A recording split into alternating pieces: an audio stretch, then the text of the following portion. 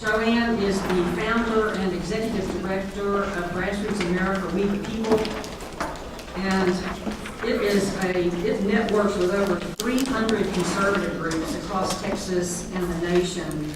And they, among many other things, are on the issue of voter fraud and election irregularities. So we are in store for a very informative program. And Joanne, I'll turn it over to you.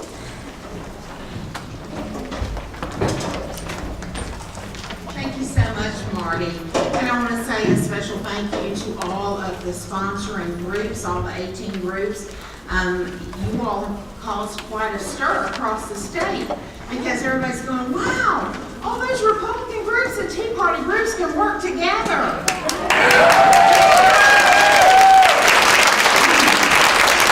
And you know why that's important? One of my most favorite things to tell people is when conservatives unite, freedom wins. And I will have to tell you that we've got an awful lot of people that are pushing things that will make our nation less free every single day. So to the degree that we can, we need to find areas of agreement. And we need to focus on those areas of agreement and get out of the social media sandbox fights with each other. And let's do what we can to save Texas. And that's what you're going to be hearing about today. I would also invite you, I'm going to go over the high notes of this booklet a little bit to just let you know what you're in store for.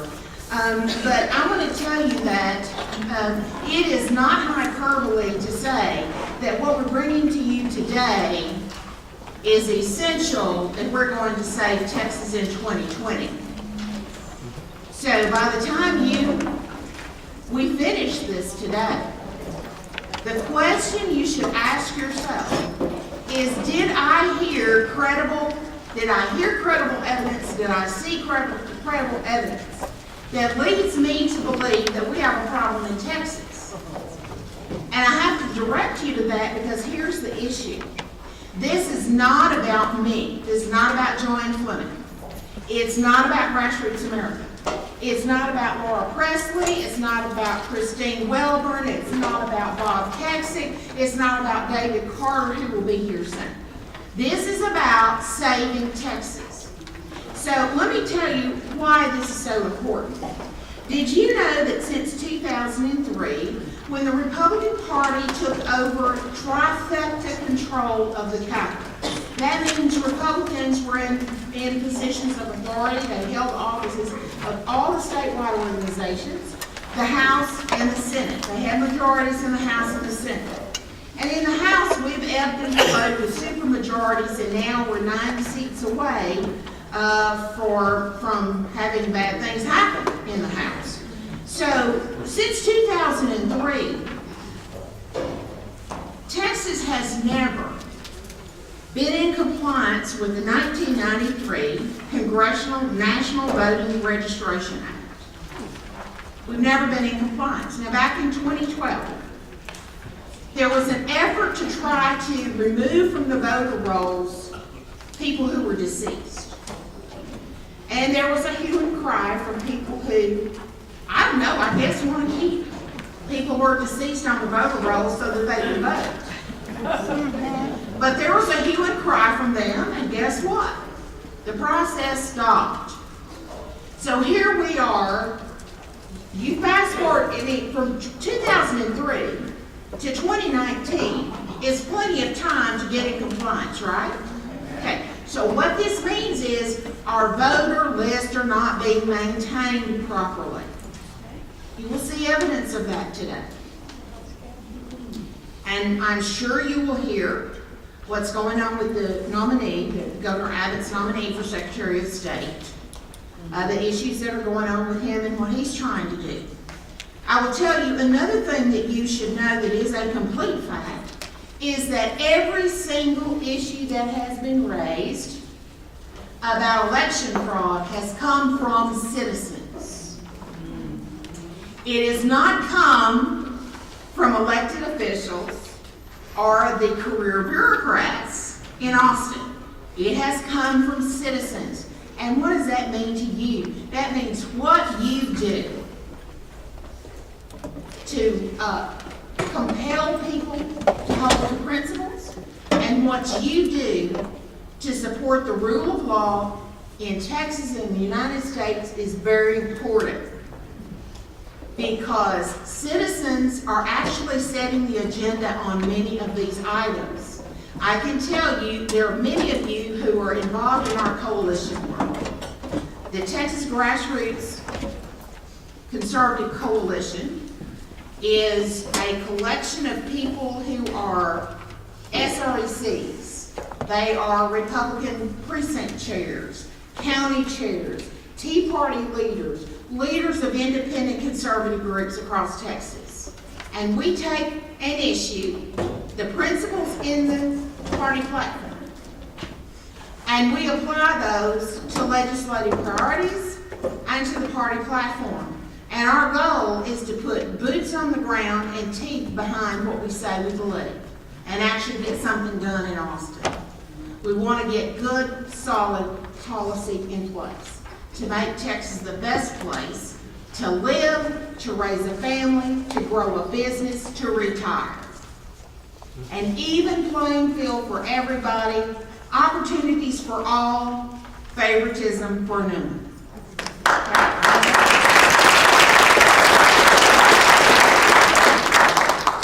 You will hear today indications that your constitutional rights have already been stolen from you. Because if you live in a county where it's been found that people have illegally voted, whether it's from illegal mail ballot fraud that Christine will be talking about, ballot harvesting, or something that has happened with voting on machines that do not capture a permanent record where you can actually have a recount, as Dr. Law will be telling you about. Or if you find out how important it is to know that we actually do, yes, it is true, that we have people who are ineligible to vote, registered to vote in the state of Texas, and they are voting. So now, for the media that likes to say there's no such thing as voter fraud, and oh, it was only 95,000, and by the way, the 95,000 wasn't true. My question to you is this: how many illegal votes are too many? Amen. Right question. You know what? We're with the right crowd today. That is the right answer. And I will tell you that the constitutional rights of a person who lives in the smallest county, rural county in Texas, is just as important as the constitutional rights of a person who lives in a big metro area like the Dallas-Fort Worth area, or down in Houston or San Antonio, or in the People's Republic, or Moscow on the Colorado called Austin. Constitutional rights are rights. And let me go one place further. What we're talking about today is making sure that we can trust the results of an election. I care about the votes counting for all American citizens. This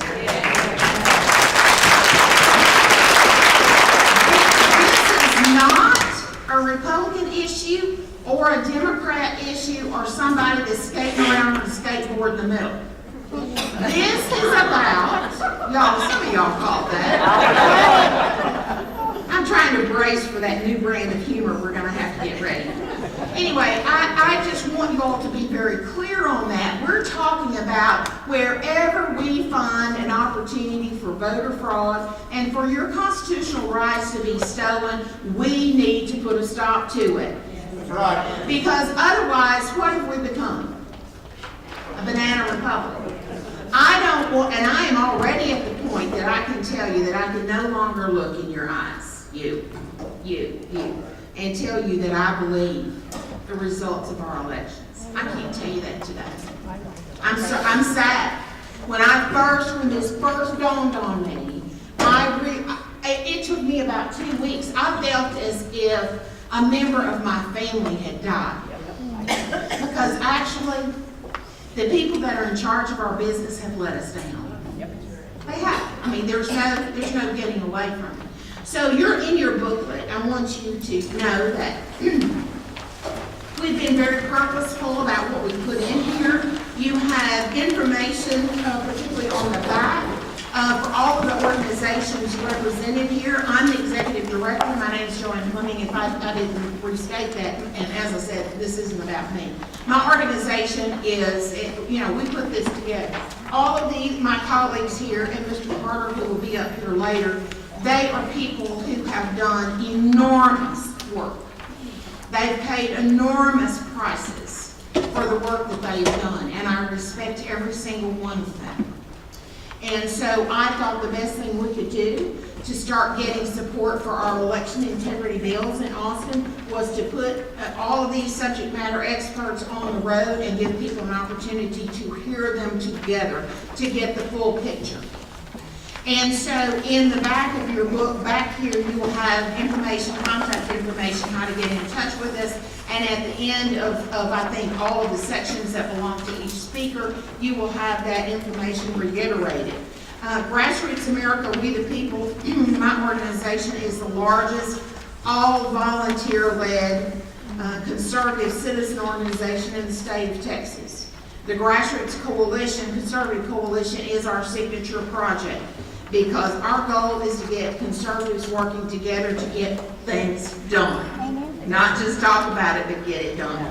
So as you go through here, there will be a section from each one of the presenters. And they will tell you what to focus on in the booklet. In addition, they have some slides. Now, I will call your attention to the back, toward the back. This is the first publication of this book that actually has the information on some very important election bills in it, because the bill summaries just came out this week. We have Senator Bob Hall's SB 1410, his omnibus bill. This is plain language of the bill. The plain language of the bill will help you understand what the purpose of the bill is, and it will also help you get your talking points together as you call your senators and your House members as this bill moves forward. Same thing with Senator Hughes and SB 9. SB 9 is actually being heard Monday in Senate State Affairs. We sent out an alert on that. You also have the plain language of Senate Bill 9. And at the very back, we have put, for your convenience, the members and phone numbers of the Texas House Elections Committee that is chaired by Stephanie Click. We also have the social media handles in here. It's important. They pay attention to social media. So those of you who are on social media, please be sure you are pushing support for these bills to them through social media. Same thing with the Senate State Affairs Committee. So you will hear a wide range of issues up front, and then toward the end, as we get to Mr. Kessick, who is an SREC for Senate District 1, which is my district, you will begin to hear about solutions. Because we don't want you to leave from here today without understanding that we do have some solutions. And actually, the resolution of this problem rests in your hands. You have to tell your elected officials, we must get this done. Now, I will tell you that Lieutenant Governor Dan Patrick, in a conversation that I had with him about 4 weeks ago, Dan said to me, Joanne, the grassroots, the number one thing they have got to be pushing is for election integrity. I said, Dan, we're miles ahead of you, buddy. We're already on the road talking about this. So I'll tell you, Grassroots America works on a variety of bills. And I could keep you here until this time next week talking about the crazy stuff going on in the Capitol with spending, etc. But today's not the day to do that. But you know what? If you want to know about those other issues too, all you have to do is sign up for our emails. You don't even have to join our organization, although I'd love to have you. We're a statewide organization, and we'd love to have you get our information. We never send you cut and paste redundancy from somebody else. It's original. And we don't want to waste your time today, so I'm going to introduce Dr. Laura Presley. Dr. Laura Presley with True Elections. True Texas Elections is going to talk to you about her 4-year journey and what she uncovered, what the Texas Supreme Court said. And by the way, you should all know, sometimes Laura forgets to say this, but I will tell you, I know for sure that she was very, very pleased to have the citizens that asked her to come speak during the whole entire time that she was going through moving her case toward the Supreme Court and then to the Supreme Court. And lots of the news stories never say this, Laura. The Texas Attorney General sent an amicus brief in support of Laura's case. So her case was an important case. I assure you, General Paxton does not weigh in on cases that are of no consequence. Thank you for being here today, Laura.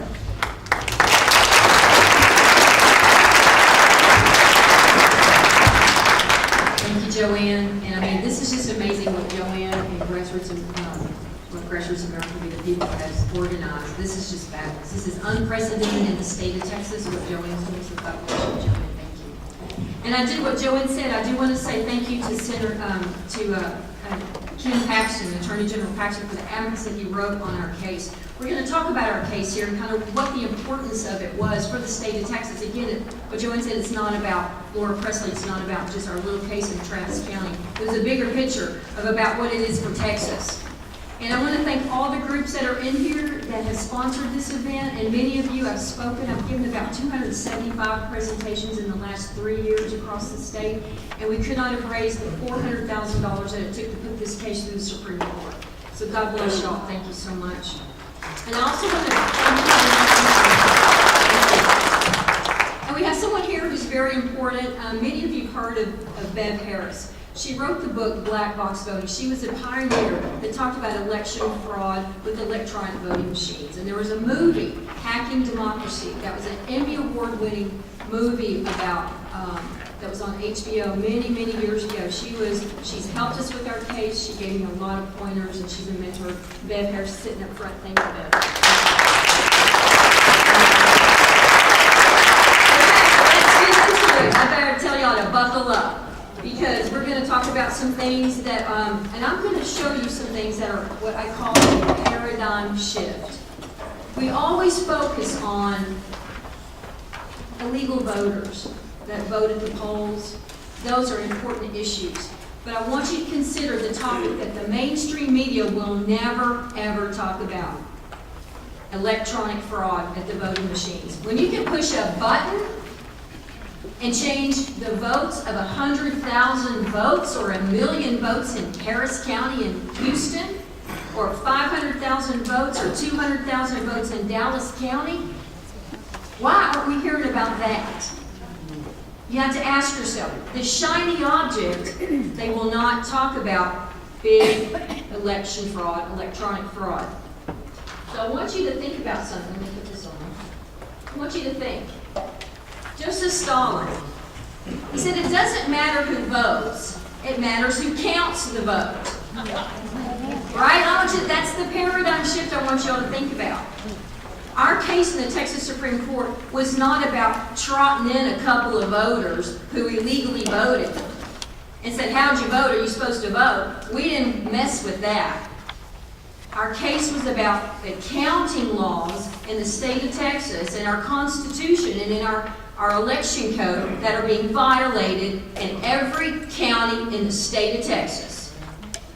When the counting laws are being violated, now we're talking about the equation, the side of the equation that Joseph Stalin said was important. Are you with me? Okay. So what I want to show you about our case is, you can get in line and talk bad about me, especially in Austin. Just get in line.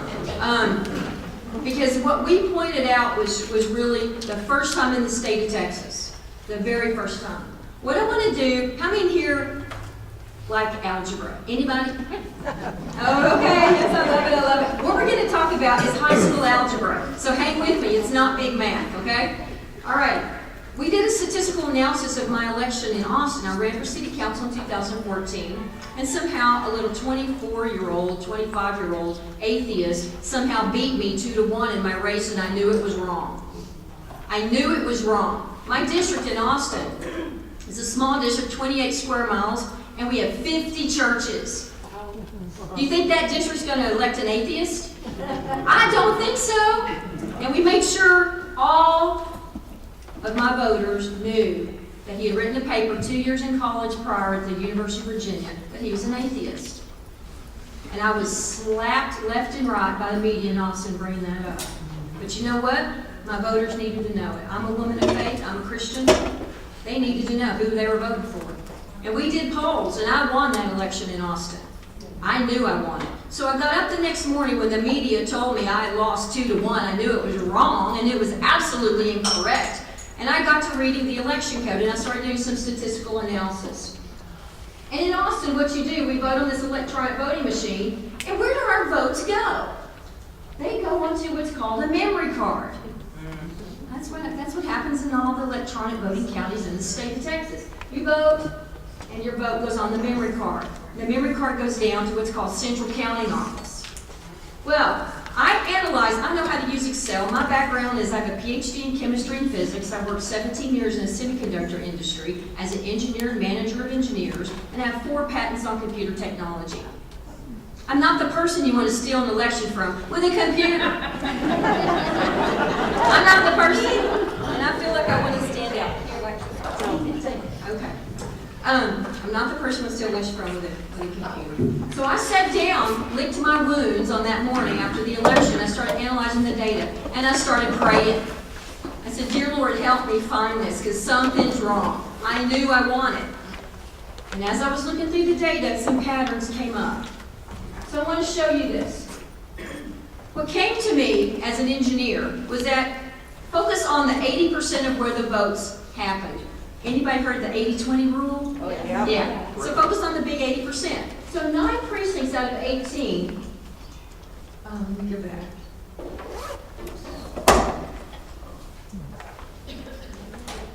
Hold on. Oh, can you go back one? It's not going. Yeah.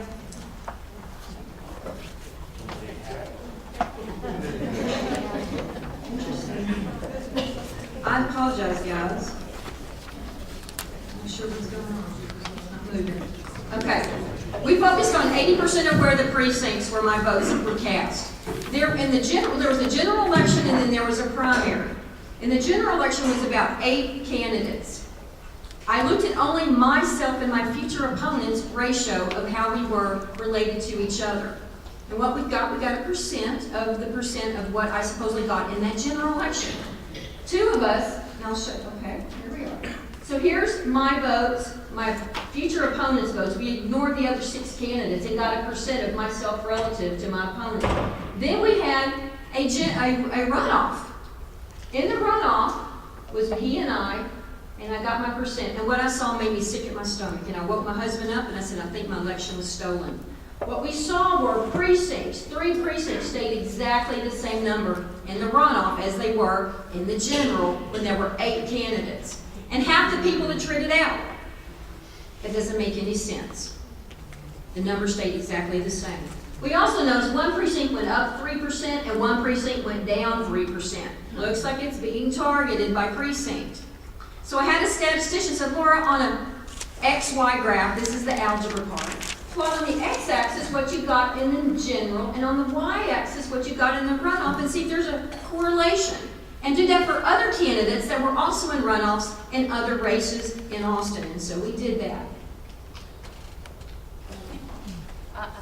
Here we go. So here's one of the races. You see a scatter plot. Same kind of plot that I just said. Another candidate, a scatter plot. Another candidate, and that one was mine. Wow. A straight line. Y equals mx plus b with an r squared of 0.98. Wow. That's what I said at 2 in the morning. I got sick at my stomach and said, I felt like I had touched the devil. My election was stolen. No question in my mind at all. I worked in 17 years in the semiconductor industry, and I was shut $1 billion semiconductor factory down on data less correlated than that. I knew what I was looking at. The dear Lord put this in my lap. And we had a question. I woke my husband up and I said, my election was stolen. We just proved it. So we had a choice. Do we step up and take personal responsibility? Or do we step back and be a victim? We decided to step up. And we filed for a recount. So we did that. And I read the election code. What were my rights under the electronic voting laws in Texas? Because we've got some good laws on the books in Texas. I started reading the election code. What's supposed to be there in a recount for an electronic voting machine? Good question, right? What are the backup records that are supposed to be there for this electronic voting? So I started reading the election code. It's over 200 chapters, and I read it over and over, and I looked for one thing. What are the paper backup records that are supposed to be there? And so what I found was you're supposed to have a numbered ballot for a recount. You're supposed to have precinct returns, tapes. How many here have been election judges? Anybody? There you go. Love y'all, all of you. You print the tapes on election night, right? Yep. Okay, you're supposed to have the tape. That's a backup record, right? Yep. To prove the vote. There you go. And then the new one here was the audit log. It's a time, date stamp of every activity on the main computer when the votes are being counted. That's what Stalin said. Where they're being counted. So I'm like, I want that too. I want that paper audit log. We were the first candidate in the state and in the country to get an audit log and use it for an election contest. The first in the country. So let's talk about the numbering of the ballot. The Constitution of Texas says you have to have a ballot and the legislature has to provide for the numbering of tickets. This came into play in the 1800s. Tickets in the 1800s meant ballot. So they said the legislature is supposed to provide for this. Well, they did. The legislature came up with a great law that says numbering of ballots. The official ballot shall be numbered consecutively beginning with number 1. And why do you want to number a ballot? Well, just in case in a recount there's extras, there's some missing, right? Or there's duplicates. This is the holy grail of election integrity. This is the first and most important thing there is, a numbered ballot. That you see the number, and if there's a recount, your number better be voted for Donald Trump, not Hillary Clinton, correct? Right. That's right. So if your number shows y'all voted for Hillary Clinton, you know that fraud has happened, right? This is why numbering is so important. It's so crucial, okay? No one knows what your number is, but you do, and you can verify that result. So I was asking, where's my ballots with the numbers on them for my recount? So I walk into the Travis County Elections Office, and we're doing a recount. And they provide for me mail-in ballots, which were about 10% of the vote in my election in the runoff. And guess what? Check the box that has a number on it. Unique number, good, it's a legal ballot. But guess what? 90% of the electronic ballots, there was no number. Oh my gosh.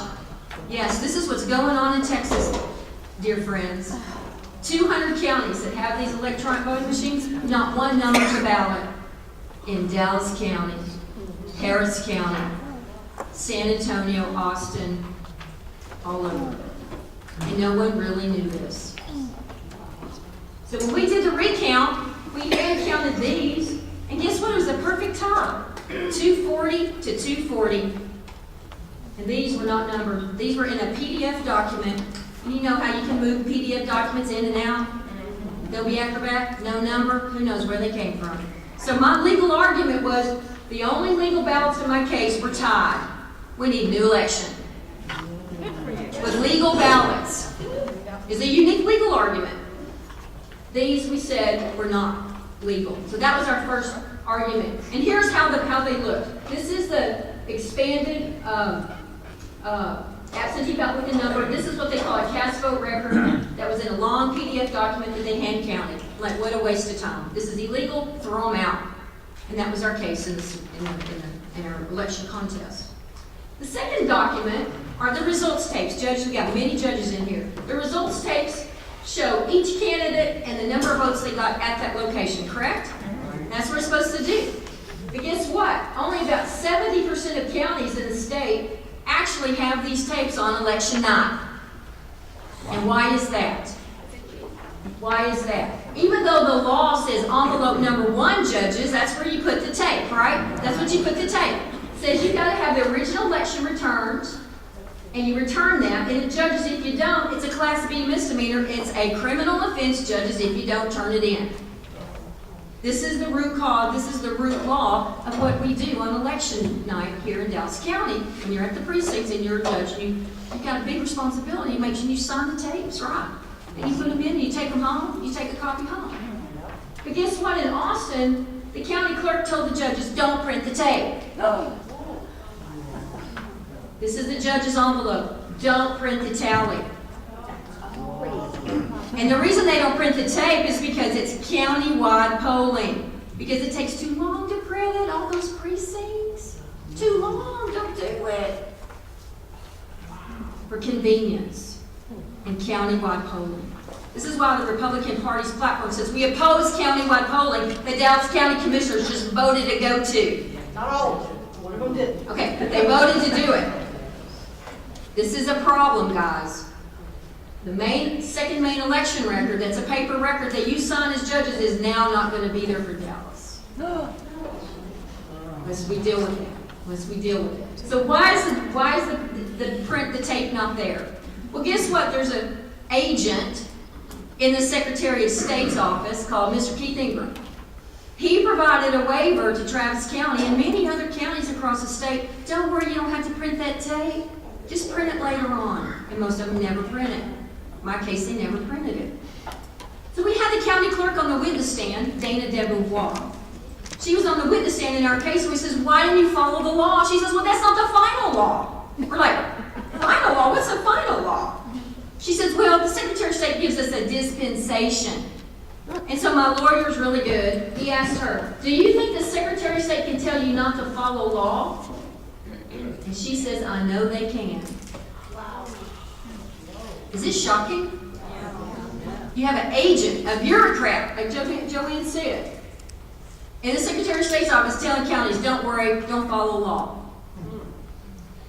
For the counting. This is the most important laws. There's a misdemeanor if you don't turn it in. The Secretary of State is telling counties to tell judges to commit a crime. And it has to do with counting. You see how important this is? Wow. We raised this as another issue in our case. Our case was not about trotting some voters in. It was about the counting laws being violated. Okay, that's number 2, no tape. So I want you to think about this. When is your vote most secure? Knowing what we know. Computer tabulation of the absentee ballots. You have a numbered ballot to go back to for a recount. And thank God for what Direct Action Texas has done in Dallas. The absentee vote is really pretty good. There's a lot of work that's been done, and we're grateful for that. So it's pretty good, the absentee ballot, but it's only about 10% of the vote. In Dallas, I think in November, it was 6% of the vote. Not the big hitter, okay? But it's a good number. It's a good, accurate value. Electronic voting for early, the computer tabulates. There's no paper ballot and there's no tape. Early, anybody judges an early vote? Y'all don't print the results tape. Not the results tape with the election results on it. Y'all don't print that. So you don't have a tape and you don't have a numbered ballot for early vote. Early vote is a death march. Yep. I'm going to tell you a paradigm shift, guys. When are we told to vote? It's a death march. And they have 3 or 4 days to mess with the data because they close the polls on Friday and the results aren't reported till Tuesday. Yep. Not good. Election day. The computer tabulates. There's no paper ballot, except in Dallas, y'all do have one. And there might be a tape, and y'all do. Your election day is very good in Dallas County. I want to warn you about early vote. Does it make sense? Got it. All right. So let's talk about the third record, the audit log, which is my favorite. The audit log at the main computer, when all the memory cards and all the votes come in to the county, they go through a main computer and there's a log. In some counties they actually print the log, and in some counties there's a log on the computer. So in my election we got the audit log and we wanted to see if there's anything kind of funny going on with that. So we did. Let me tell you about Central County. In Central County, the memory cards come in, they go into a card reader, the data goes onto a main computer, and you have a guy, a tabulation supervisor, man or woman, tabulating the vote, and sometimes you have a printed audit log, but the log is also on the computer. And what you can do is have watchers watching the counting. Like Stalin said, this is the most important, the counting. And in Dallas County, what we've asked for are watchers. We've had watchers for 3 years, and we have several of them here, and we're really grateful for them, for what they've done down at Central County. And we've seen a lot of issues in Dallas. The biggest problem in Dallas is y'all don't have an alternate judge, as you are guaranteed by the state law of watching the counting. That is correct. The Republican Party in Dallas County can appoint an alternate judge to watch the counting. An alternate judge was appointed, but that person was not there only about 5% of the time. And the counting went on for 4 days. Saturday, after an early vote, Sunday, Monday, and Tuesday. And the Republican Party was not represented most of the time, and the watchers were obstructed and abused for 4 flipping days, with no alternate judge protecting them. We need to address that in Dallas County. How many precinct chairs we have in here? Y'all got to do something.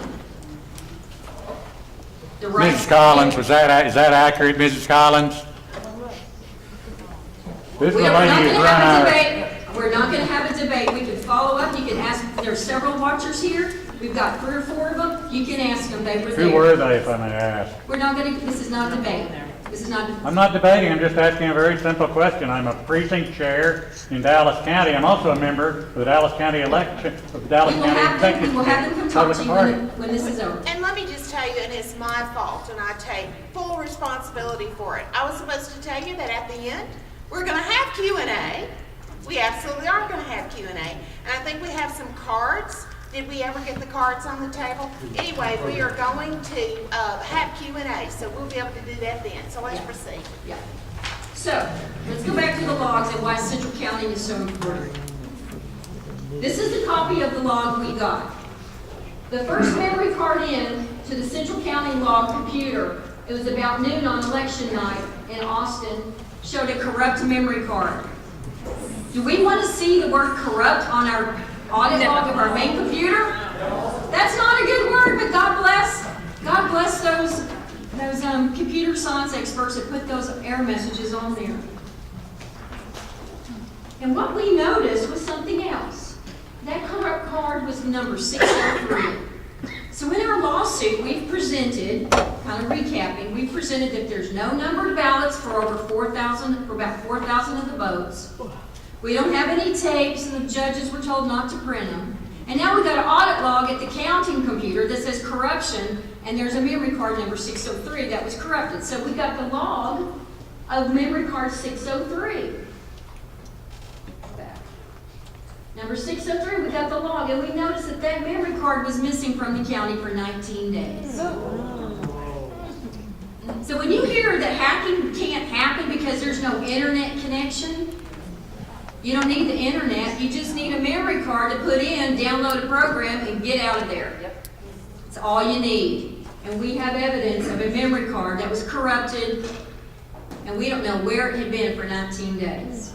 It was logged in and logged out 10 days and 9 days later. So when we started talking about memory card 603 in our lawsuit, the judge decided we had no evidence and threw us out of court. So all the negative stuff you hear about our case, I'm telling you what happened. You've seen the evidence yourself. The judge said, you have no evidence, you're a frivolous case, Dr. Presley, and we're going to sanction you $100,000 for a frivolous lawsuit because we don't want anybody else to challenge these electronic voting machines ever again in Texas. And that's what was said in the courtroom. And there was a deal on the table. We won't pursue the sanctions if you don't pursue an appeal. So again, we're set with a question. Do we step up and take personal responsibility, or do we step back and be a victim? And we said we're going to appeal. And so we did. We went to the third court.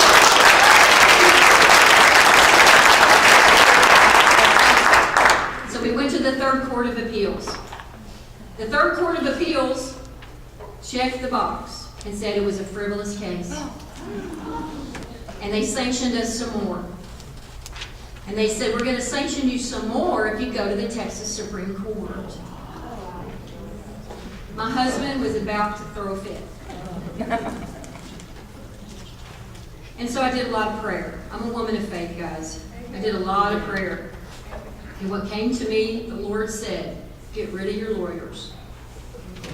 And I'm going to get really emotional about this. He said, get rid of your lawyers. And Laura, I want you to read every single case that's ever been in Texas on an election contest.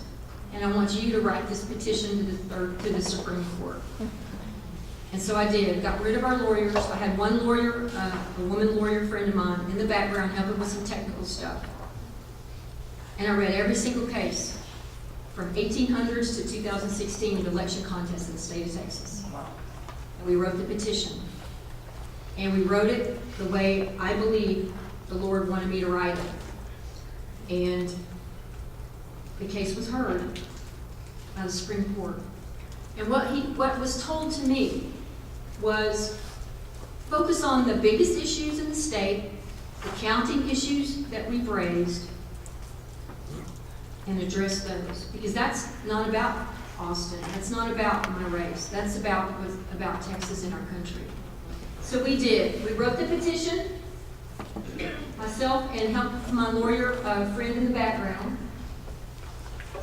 We took it to the Supreme Court.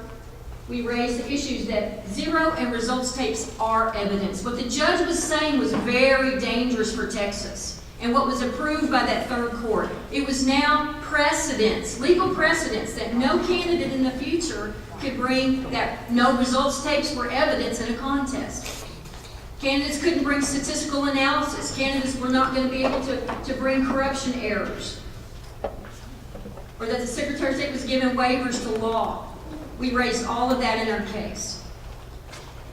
We took it to the Texas Supreme Court, and we got through each step. And thank you to so many in this room that donated and had us speaking, and I got to speak at your groups, and we raised $400,000.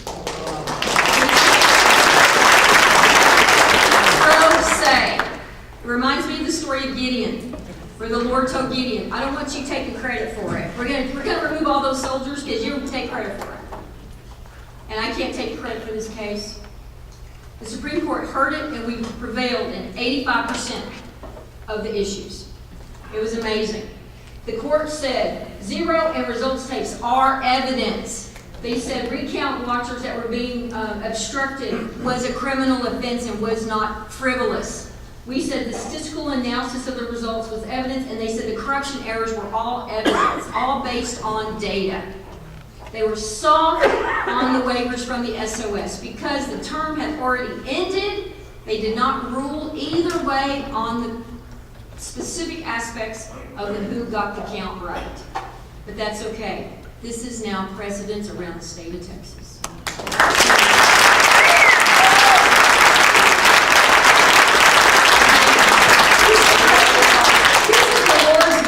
This is the Lord's victory. It's pro se. I mean, I can't take credit for it. I can't. But y'all take credit because you helped do it. God bless everyone in here for helping. Thank you. So let's talk a little bit about Dallas. Let's bring this home a little bit, and I'm wrapping up my time here. In Dallas, you guys have this electronic voting machine. You do a paper system on election day. But what's going to be happening is you're going to be getting a paper system across Dallas County for all of your voting. And that's on deck. It's coming. And we're grateful for that.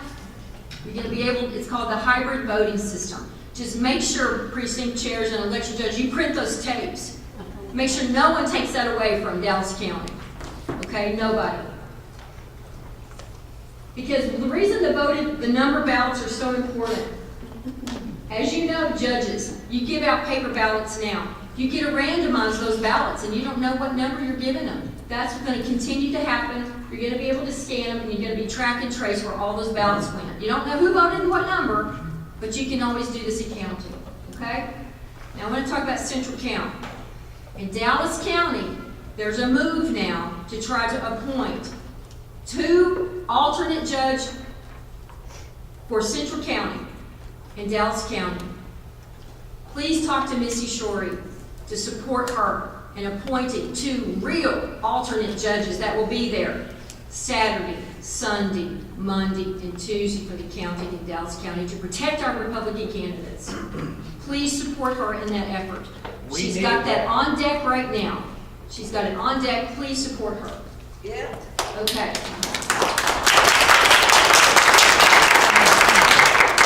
Okay, and I think I'm up. My time, how much more? No, you've got, I'm still good. I'm still 5 more good. minutes. Goody, goody. Okay, through the last 4 years doing this work, what's come to me are the 4 corners of election integrity. There's a lot of things we can work on, guys. And I want to walk through this. And all of these have to be in place, or it doesn't work. The first thing is, you've got to have a numbered paper ballot. The second thing is you have to have strong laws in Texas. You got to have candidates that will challenge the results, and you have to apply the laws. Well, so how are we doing in Texas, and how are we doing in Dallas on this? The first one is, many counties either have a numbered paper ballot or move it towards it. That's the trend in Texas. It's fabulous. We have to get back to this, what the Constitution said. We have very strong laws. I've showed them to you. We have it. Check that box. We're doing better. We're doing more in the legislature this session. The district courts and appeals courts, not so great. But God bless the Supreme Court. They took this case, they made the right decision, and it was a unanimous decision. It wasn't even a split decision. It was unanimous. They said all of that stuff Presley brought was evidence, was not frivolous.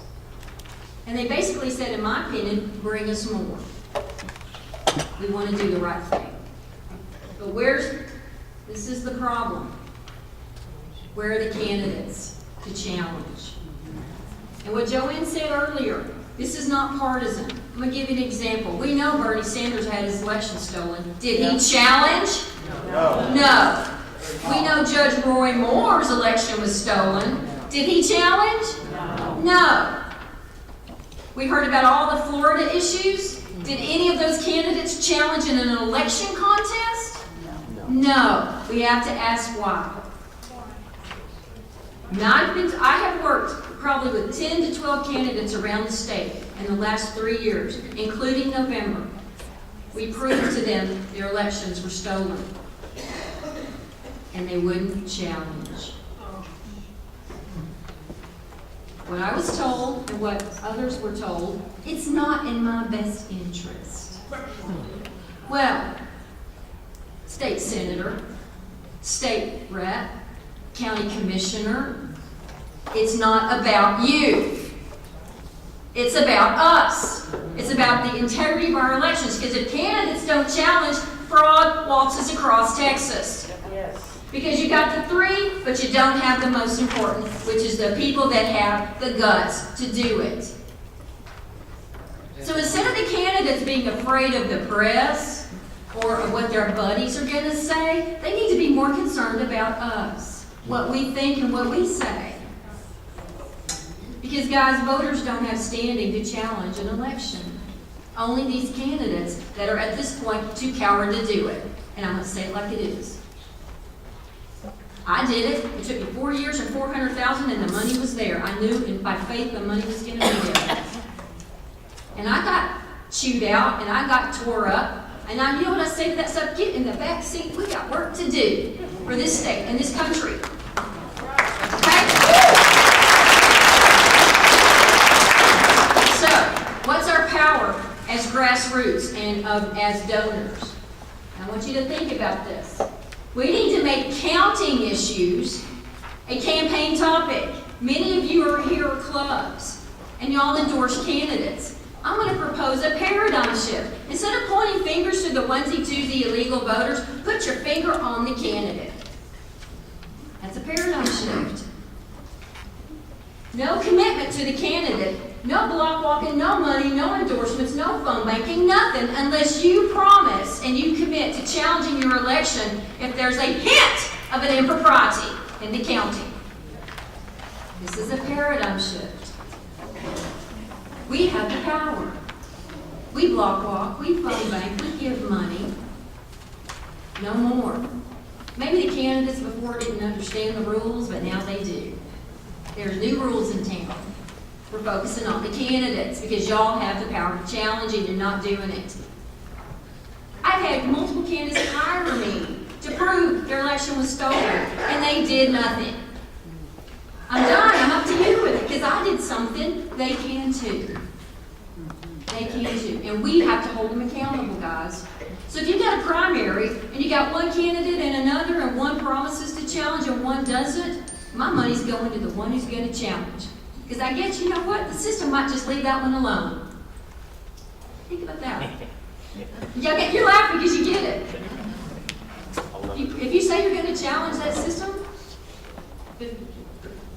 with a hint of impropriety, you're going to get honest election. That's my proposal. That's what I believe. This is our power. We have to exercise it. Amen is right. Amen is right. Okay. The second thing, and I'll tell you a real story. There's a PAC that I talked to, a national PAC, and they gave donations to a county. $100,000 for candidates in that county. This PAC calls me and says, Laura, our polls show these candidates winning. And I said, you're right, we think they did. And here were the issues in that county. And he says, why won't the candidates challenge? And I said, they don't want to because it's not in their best interest. And he said, I'm not giving a penny to that county ever again. So when the donor class starts pulling their bucks and deciding not to put their money in a wood chipper because a county, maybe Dallas, who won't put an alternate judge down at Central County for 4 days, then we're going to get some honest elections. Does that make sense? Yeah. Okay. Second power we have is with the legislature, what Joanne talked about. Senator Hall's got a big omnibus bill that we love. There's some things he's going to modify in it, and we're waiting on that. That's going to happen in the committee process. Senator Hughes has a great bill. Representative Lang has mirror bills in the House. We are poised to have better laws. We've got great laws already, we're just not following them. But there's more we can always do to make them better and stronger, and they're on it. Senator Hughes, Senator Hall, and Representative Lang are all on the front lines with us. We've got to support them. So what's the future of Texas election integrity? You got to have a numbered ballot, guys, and we're getting there. We're getting closer and closer to that. You got to print those tapes, election judges. We can't have any internet connectivity when the votes are being counted. We got to have audit logs, and we got to have candidates who will challenge. And we have power on each one of these, in the legislation and with our candidates. Anyway, I'm just so grateful to be here. We're blessed.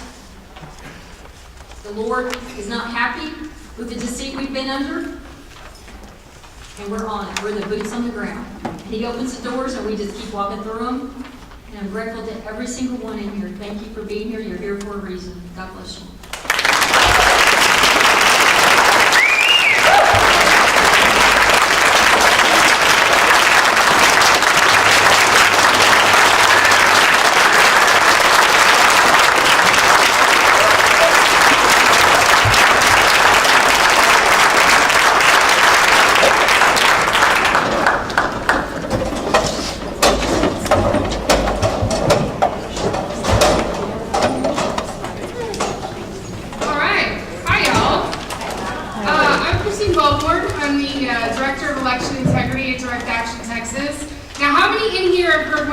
presentations before, probably given by Aaron Harris. All right, you're going to see a little bit that you've seen before, but a lot of stuff is stuff we've never shown, and these are things that we found right here in Dallas County. So y'all are in for a treat. But first, we're going to start with something we've covered before, just because we think it's important. I think it's important that y'all understand one of the things that's going on and one of the things we look at. So, we're going to start with a little bit of a math problem. So, right here, you're going to see there were these official results from Hill County, and this was the primary. So, it was 9,038 votes okay? This next number right here, 7,171 voters. Does that sound right to y'all? Well, apparently a bunch of people in Hill County thought that sounded just fine because they certified this election. So it took us to go in and say, hey, wait a minute, this stuff really doesn't make sense. So we had to request the combination forms, which are those forms that you actually sign on when you walk in and to vote, and then we plus the absentee ballots, and we got 7,295, okay? Still doesn't add up. So what we did is we filed a complaint with the Secretary of State's office, and that prompted Hill County to bring in their vendor, ES&S, who then found the results were incorrect. We'll go figure.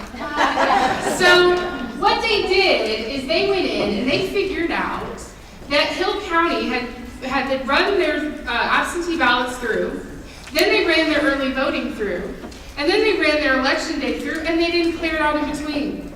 That means that absentee ballots were counted 3 times, early voting was counted twice, and election day just once. So that was how they got to that number. And again, nobody noticed this till we looked into it. So the AG's office came in and they did a full audit on everything. They seized the ballots, they pulled everything in, and they found 7,301. Then they had to take out 98 Democrat voters that were mistakenly added, add 15 absentee voters, add a canceled absentee ballot, 84 early voters not added, 31 provisional voters not added, 12 limited voters not added, and they got 7,346. Over the course of all this, I think there were 9 different numbers that were given out. I think this might be the correct number, but we don't know that. And that's the problem. So the first thing we learned from Hill County is that we need better access to data.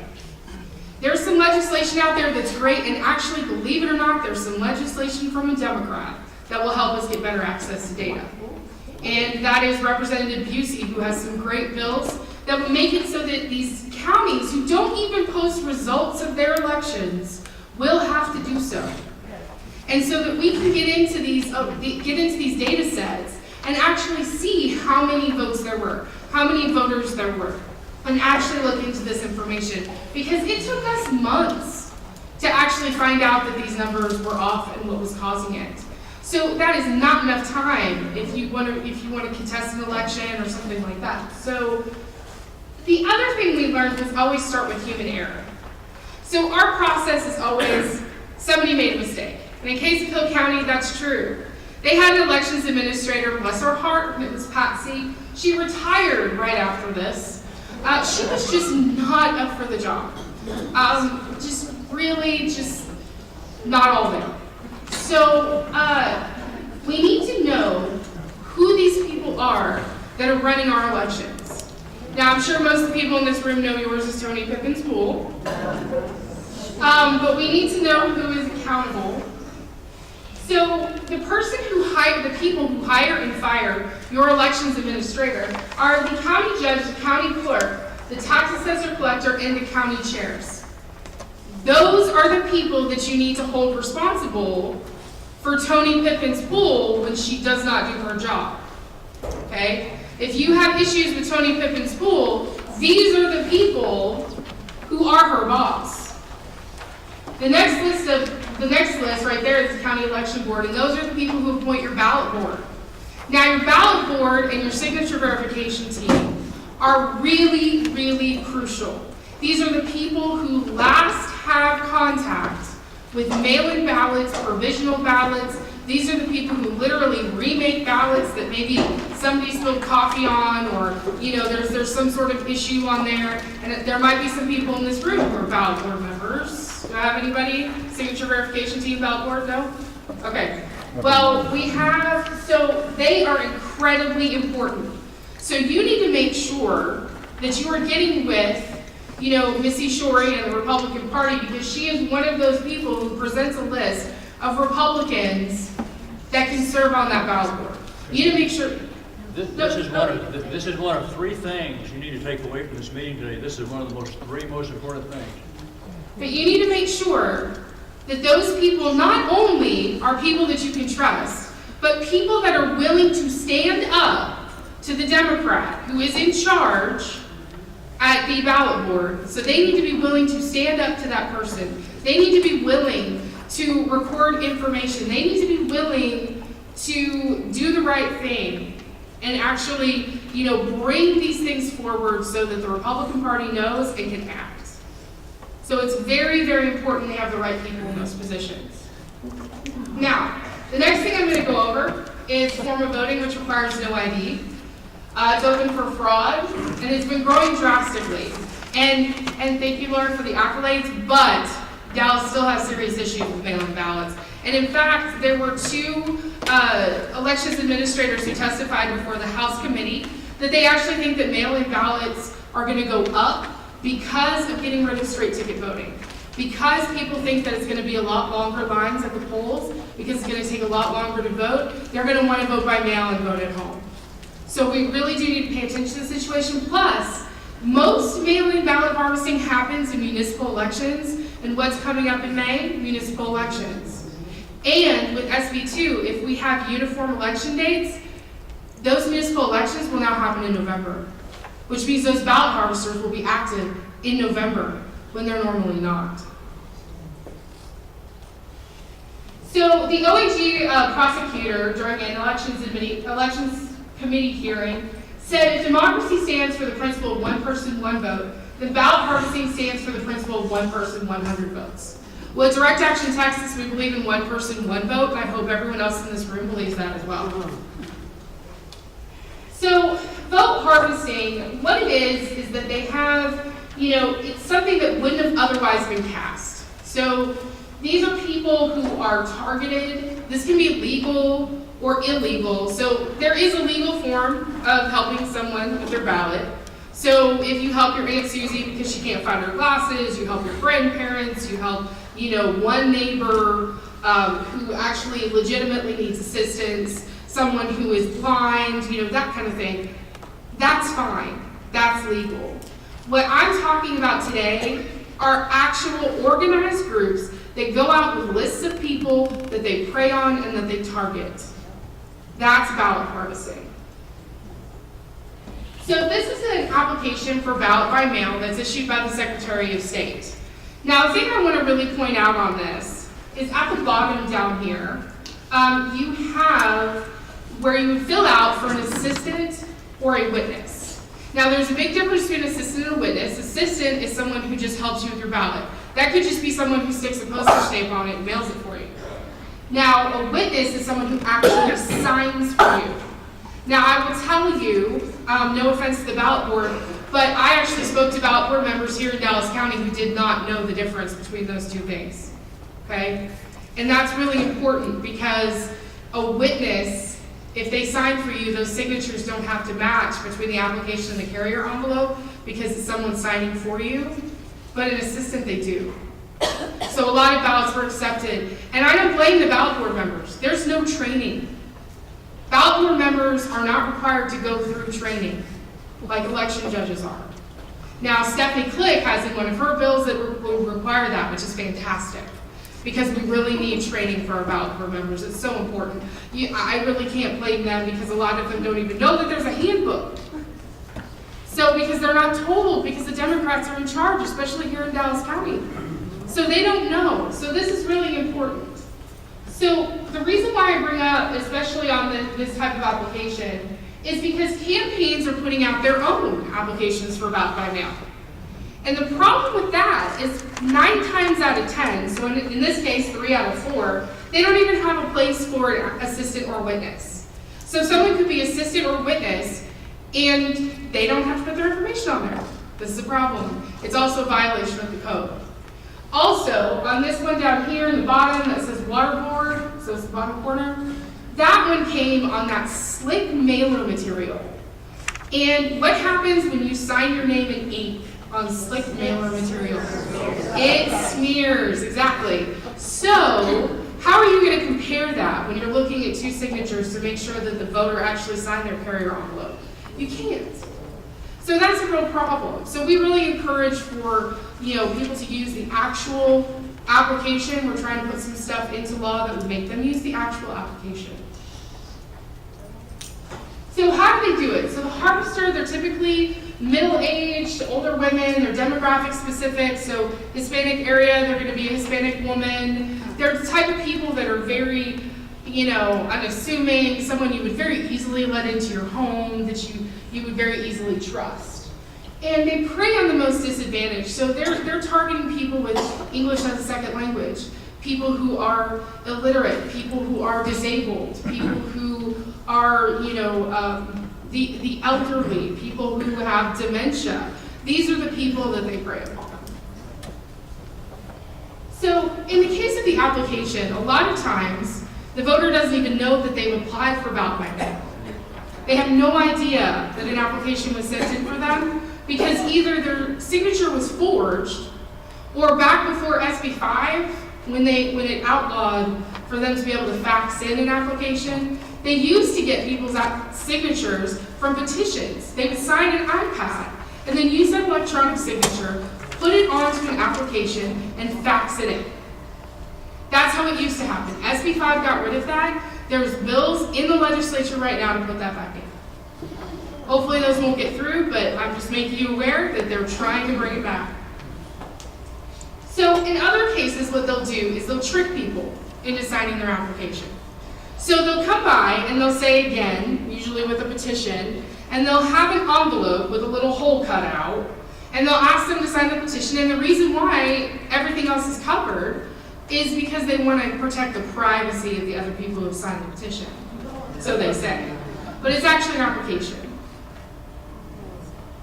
So then what happens is when the ballot arrives, there's a few different ways they obtain that ballot. So one of the ways is they work with the Postal Service. There was a postal worker who pled guilty to bribery charges because he was trying to get money for the list of people who had requested ballot by mail so that he could tell everyone which mailboxes they were going to show up in. There's also, they'll go by and they'll take it out of your mailbox, and what a lot of times they do is they'll send them in batches. So they send those applications in batches so that the carrier envelopes come back in batches because, basically you send it in. Now in Tarrant County, the way it works is that they send it in on a Friday, on a Wednesday, and then they know that the carrier envelope is going to come on Friday. So it works like clockwork. They know exactly when it's going to hit. There's other ways of doing that, which I will get to later. So then what they do is they go in, and either they'll just take the ballot and fill it out and forge a signature, or they actually go in and they will sit down with the person and they will just talk to them and, and they'll say, hey, how do you want to vote? And they've got their ballot in front of them.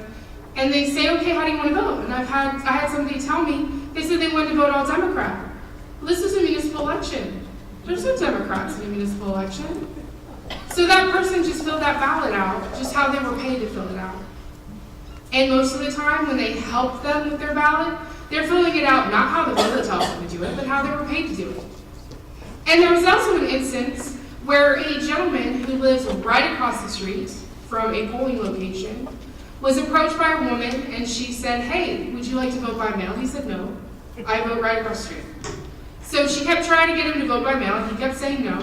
And finally she said, well, sir, I really want to be able to go home for the day, and if I just get 2 more signatures just showing that I was here, could you and your wife just sign my paper so I can get paid and go home? And he said, sure, sweetie. So he signed her paper. His wife signed her paper. Folks, they signed their carrier envelopes without knowing it. They went to go vote in person. They were told they couldn't vote because they already voted. That's voter suppression. Yep. That's stealing votes. So, Dallas County. First of all, I want to thank WFAA and the Dallas Morning News for their hard work. They are 2 of the very, very few media outlets that are actually focusing on this, that are actually doing hard work on this, that are actually reporting it. Those 2 photos, I don't know if you recognize them, but they were ones in the Dallas Morning News. Those are victims, potential victims of ballot harvesting. They received ballots they did not request. This was rampant through Dallas County, and you know, it was actually a pastor who brought this forward, who a lot of the people in his church were reporting that they were getting ballots they didn't request. And he brought this forward, and it made it to the news, and you know, thank God it did, because it was actually at the same time that we were looking into it too, so it really helped us, it helped everyone, so it helped bring it to light. And then also WFAA for doing a lot of great work and a lot of great reporting. Now, WFAA found this gentleman, Jose Barrientos, and he was just a treasure trove of knowing what goes on in mail-in ballots. I don't know if y'all are familiar with him, but he sat down and he had an interview. And in that interview, he said, every campaign has like that guy that takes care of the laundry, the dirty laundry. He went on to say, you know, the Democrats are tired of getting their blank handed to them. When he was asked if they're cheating, he said, I wouldn't say cheating, they're more aggressive in going after the absentee vote. It's the quickest way of putting points on the board. He further said, it's an open market. Whoever gets to that voter first when he gets his ballot in the mail, right? Like that's who that gets that vote. 9 times out of 10, they're gonna vote for the person in front of him tells him to. This is what works on everybody. Let me give you the stamp, the U.S. Postal stamp. I mean, 99.9% of the time, they're going to vote for whoever you suggest. You just gotta understand, especially in poverty neighborhoods, most of these seniors don't have anybody to come visit them. This is sad, y'all. They're going in and talking to these people who their grandkids don't visit, they got no one to talk to, and they go in there and they take advantage of them, and they're friendly to them, and they're nice to them, and they take their ballot and they steal their vote. This is horrible. So some other nice things he said, and he said these in secret recordings actually, is he said, we got about like 700. Monica's going down, bro. Monica Alonso. I don't know if y'all are familiar with that name. Okay. So, and what's interesting about that is that during the investigation here in Dallas, the prosecutors grabbed 700 ballots that were done by a gentleman who is Jose Rodriguez, which we now know as an alias, who may or may not have been Miguel Hernandez, who pled guilty to a felony count of vote tampering. But that's kind of interesting. 700? Then he said, we're working Grand Prairie. The mayor doesn't even have a clue. We're going to have most of them, we've got most of them already set up, so we're going to unseat a mayor. We're going to house a town. Grand Prairie, okay? And I'll get to who he's talking about there. And then the person asked, what do we do? Chase the mailman, or how does that work? And he said, your homeboy is at the elections office. He tells you when the zip codes are dropping. He'll tell you like 75221, fixing to hit today, they're going out. That's how they know when these are going to hit these mailboxes. That's how they know when they can come take them. So, when Jose was referring to Grand Prairie, what he was referring to was David Espinoza. David Espinoza is on Grand Prairie ISD. The two of them work together in a project, and it is called, I kid you not, the Harvest Project. Now, what they do is they provide fruit and vegetables to people in need. I have absolutely no problem with providing fruit and vegetables to people in need. But when you're doing it in order to steal their ballot, I have an issue with that. And if you want to tell me that he's not giving out these fruit and vegetables for political reasons, I don't know if y'all can see in that photo, she's wearing a David Espinoza for school board shirt there. So we don't have just word of mouth to know that this is going on. I want to show you the numbers from David Espinoza's election when he was up against Julie Ford Mitchell. Okay, now, his early voting in person, 51% is what he won of the vote. Election day in person, 58% of the vote. Ballot by mail, 79%. This is not organic, folks. This does not just happen. This is mail-in ballot harvesting. This is how we see, these are the red flags that we look for when we look at election results. And that's another reason why it's so important that counties report the data, at least this minimum amount of data, for us to be able to go through, or anyone, for y'all to look through, for anyone to be able to go and see, do you see a red flag? Do you see something like this that stands out? Now, this is one example of at the bottom there is the bottom portion of an application for ballot by mail. Top portion is carrier envelope. I would not say those two signatures match. I don't know about y'all, but I would not say that. But there's a possibility that maybe their registration, their voter registration had printed. I don't know. But I will say that, so Mr. Espinoza filled out the bottom, so that's actually legal if he did assist. But this is very questionable. Then this one, again, one is signed, one is printed. And he assisted with both. It's really interesting. You would think you would tell the person to sign their name, not to print their name, right? If you're assisting them. Now here, this is that Jose Rodriguez I was talking about earlier. Now we've seen a whole bunch of different things from this gentleman, whole bunch of different ballots, and most of them, the signatures do not match.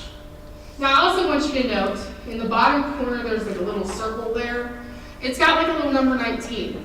Now Dallas County Elections did this on their own, and this is amazing. I was so excited when I heard about this, that they were doing this on their own and came up with it by themselves. If ballots come in, or applications for ballot by mail, if they come in a batch, meaning like a whole bunch in one envelope, they started numbering them. So that means that this was part of a batch. So there was like a big envelope that had a whole bunch of different ones in it. They'll see that again here, number 25. So there's another batch. Another one where they don't appear to match. The signatures don't appear to match. And another one, this is also batch 25, where they don't appear to match. Now this one, you've got number 4 and number 8, so those are two different batches. But what's interesting about these applications is that if you look at the top where it says Ruby Modkins and like the Edgewood right there, it looks exactly the same. However, the assistant on this one is Terry Hodge. The assistant on this one is Felicia Petra. How does that happen? So that's really interesting. So you gotta wonder, like, are these two working together? Are they, both doing this? Did they forget that one of them got that person and the other one didn't? So, I mean, are they not comparing notes well enough? Because, these two ladies do know each other. So here's a photo from one of Felicia Petra's the campaign events. And it's her and Terry Hodge. Terry Hodge, for those of you who don't know, is a former state representative. She had to give up that job when she was convicted of federal tax evasion. Felicia Petra used to be her administrative assistant, and now she is York County District Clerk. She handles the documents in your county. How do you feel about the documents in your county now? So then in 2017, believe it or not, the Dallas Democrat Party brought Terry Hodge in to teach people how to harvest votes. She had a table at an event that was literally called Building Better Vote by Mail Results. What do you think she was teaching at that event? So this right here is a map. Each dot represents a place where we believe that we saw harvesting. Okay? Each color is a different harvester. I don't know how well you can see the colors on there. But each one is a different harvester. So the black dots, which are mostly up here, those are that Jose Rodriguez, right? Which may or may not be Miguel Hernandez, who knows. The red dots, David Espinoza. Yellow dots over here, those are Felicia Petra. And these little aqua ones right there, those are Terry Hodge. And then there's just a whole bunch of different harvesters too. Because understand, in Dallas County, one thing I found that was really, really interesting is that it's not just one side harvesting. Both sides will harvest against each other. Like Barrientos said, who gets there first? So you'll have both candidates, both engaged in harvesting. Very interesting. So there's thousands of harvesters working in Texas in each election. So we've seen it Tarrant, Dallas, Kaufman, Harrison, Oasis, Gregg, and Webb, where we just recently filed 7 complaints. Now, no one is suggesting we eliminate mail-in ballots. We're not about suppressing the vote. I want everyone to vote that is an eligible voter, and I want them to vote their own ballot, not somebody else's. Christine, We'll I get just want to questions share at the end. something. I'm a home health nurse, and I want you to know, probably nobody knows this, but on one of my patients' house, the Democratic Party sent my underprivileged client a postcard from Obama's dog named Bo. I'm just saying. Yeah, no, yes. So, the thing I want to make clear though, this isn't, it's not an ideological issue. It's about power and money through graft. So the way this usually works is, like I said before, it usually takes place in the municipal election. How this usually works is you have a large organization, corporation, whatever you want to call them, law firm. You have a large law firm that will go and they will pay these harvesters. And they pay the harvesters to get people elected. Then those elected officials vote in contracts for those law firms. One of the law firms that we have linked to this is Linebarger, Goggins, Sampson, and Blair. They do the majority of collecting. Linebarger, Goggins, Sampson, and Blair. They do the majority of the, making sure when you don't pay your city your city fines or whatever, they go through and do that. They also do a lot of red light camera tickets, by the way. They do money collection on those. So they get those lucrative contracts, and they pay for these harvesting schemes to get those lucrative contracts. So yes, this does happen in primaries. Yes, this does happen in generals, but the vast majority of it happens in municipals. That's where most of this goes on in quote-unquote nonpartisan races. So, how you can help on this part? The way I like to look at it is, if you really care about an issue, you should give your time or you should give your treasure. Your time would be serving as a poll watcher, an election judge, or a ballot board member. It is crucial that we have people in these places. Now, your treasure, please forgive me for the shameless plug, but Direct Action Texas is donation funded, and you can go to directactiontx.com if you'd like to make a donation. This isn't cheap. It costs a lot to do these open records requests and to spend all the time that we do to look into these issues. So one other thing I want to go over, I want to make sure that we as activists and we as people who are involved really understand what's going on with the Secretary of State right now. We need to be able to speak to people who are confused about the issue, to the media, whoever. We need to make sure that we are really clear about this, okay? Secretary of State did not make a mistake. When all that stuff came down about, the non-citizens and all that kind of stuff, Secretary of State did not make a mistake. He was doing something that is required by law. It's in the code. These procedures are supposed to be followed. The only reason why the list was so big is because it's never been done before. This stuff is supposed to happen all the time. And in fact, we had an elections administrator testify that he communicates with the Secretary of State's office daily. They do this list maintenance stuff back and forth all the time. They know how to do it. But let me tell you something. There is no centralized database of citizens in Texas. There is no centralized database that they can just go to and get those names, okay? They do not have, at the Secretary of State, the list of naturalized citizens. So they can't automatically take that list out. They can't automatically take those people out. Now, the counties oftentimes do have those lists because the counties will often go to naturalization ceremonies and register people.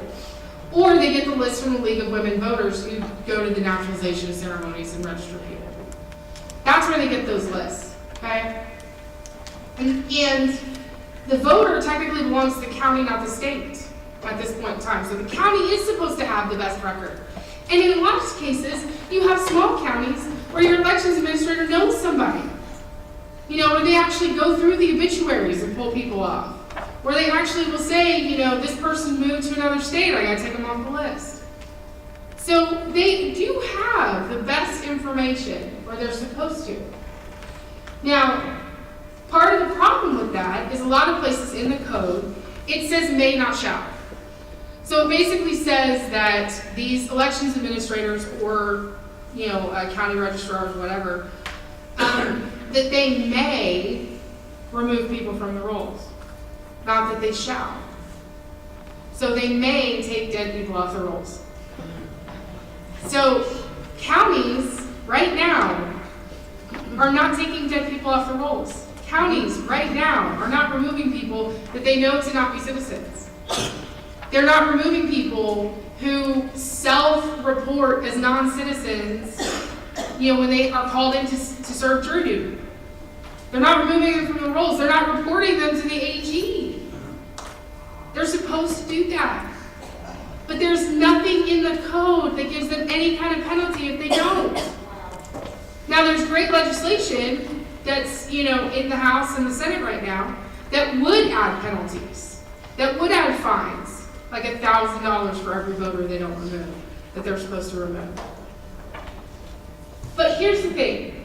These counties claimed when they received these lists that they were not told how to process these lists. They freaked out. They went to the media and they were like, oh my goodness, the sky is falling. We don't know what to do. You're telling us to purge all these people. No.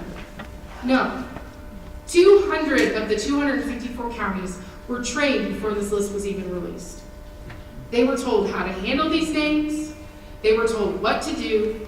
And they were told exactly how to do it. So this is actually a slide from the actual presentation that they gave to these voter registrars. And it says on there, the bottom here, they may not cancel the voter without investigating first. They have to send them a list. They have to send them a notice for proof of citizenship in order to remove them from the rolls. They never said just take these people out willy-nilly, and they also said look into them first. If you know they're a citizen, keep them on your rolls. Don't send them a letter. If you know they're a citizen, if you have a naturalization list, don't take them off. Don't send them a letter. They were very clear about this.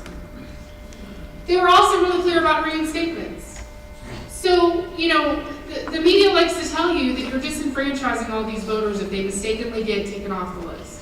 So, say somebody doesn't check their mail for like 30 days, right? So they don't get their notice, you know, they don't know that they're about to be removed. If they walk into a polling location and they have their proof of citizenship, they can be immediately reinstated. When they're removed under this function, they can be immediately reinstated. So understand that. Nobody's being disenfranchised. They can vote in that election right then and there. They are not being disenfranchised. All they have to do is show that they are a citizen. And personally, I don't think that's too much to ask. Well, can't anyone also we'll cast get a to- provisional We'll ballot? get to that at the end. We'll get to questions at the end. Okay. There's so many bills. In fact, there's 426 bills having to do with elections right now in the House and Senate. Okay? Quite a lot. So I'm not going to go through all the different bill numbers, but I'm going to go through concepts of what we have in the legislature right now. The good bills: increased penalties, transparency, paper backups, automatic recounts, civil penalties, auditing procedures, data reporting, and communication. They decrease non-citizens voting, felons voting, dead people voting, counties ignoring the code, and fraudulent disability claims. And when I say that, what I mean to say is people marking themselves as disabled on their application for ballot by mail in order to vote even though they don't qualify. We actually found this in Gregg County. We found that there were a ton of people in one particular commissioner's precinct that they were all marking themselves as disabled so that they could vote by mail. Now, what's great about that, or the good thing to come from that, is actually actually their representative, Representative Dean, has filed legislation to counteract that. This is how it's supposed to work. You find something, the people come to you, they say, hey, look, we have an issue with this, and then he files legislation that basically has on the application that the only way that you can be disabled is this, this, and this, and this.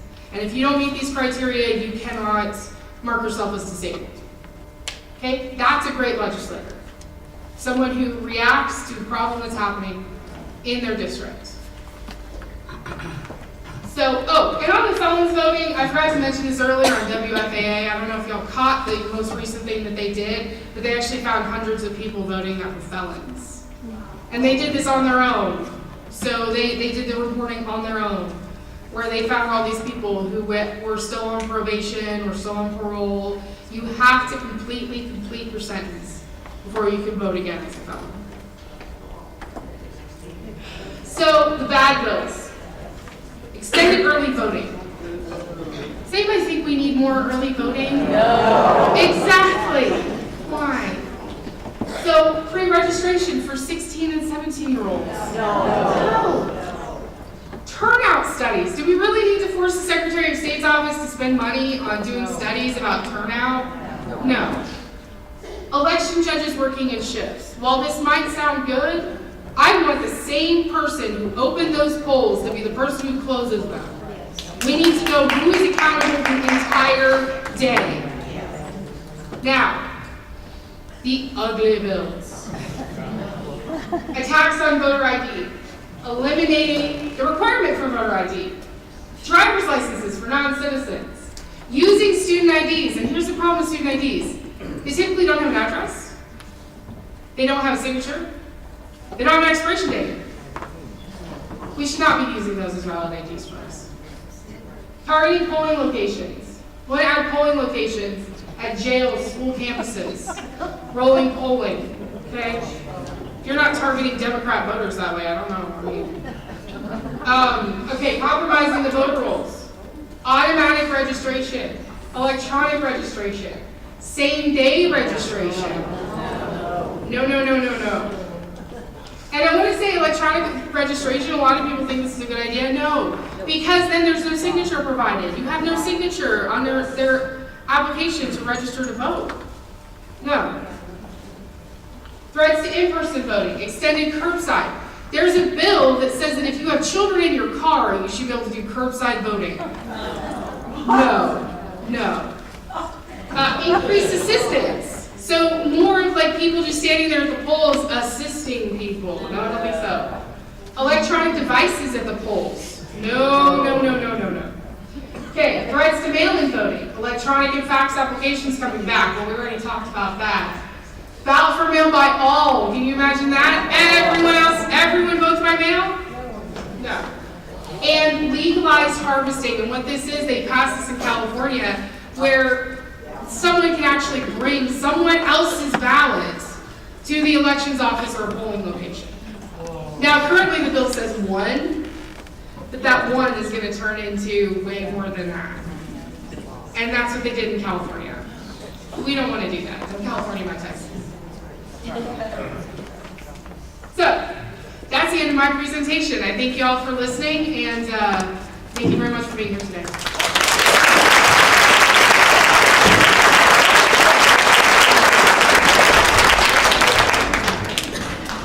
Okay, guys, you get a 10-minute break.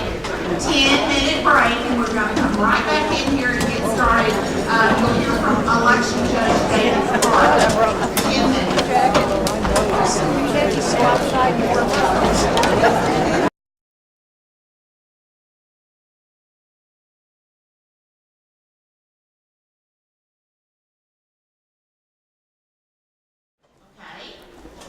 But we have to keep this tight because it's a lot to go through. Okay, now you're going to hear from Mr. David Carter. Mr. David Carter is an activist extraordinaire.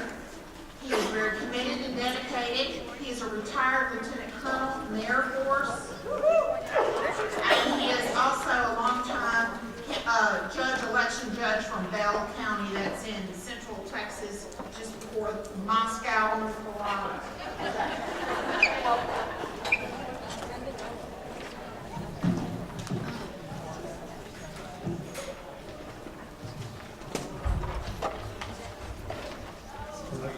Gary to shut up here, she's trying to answer my question.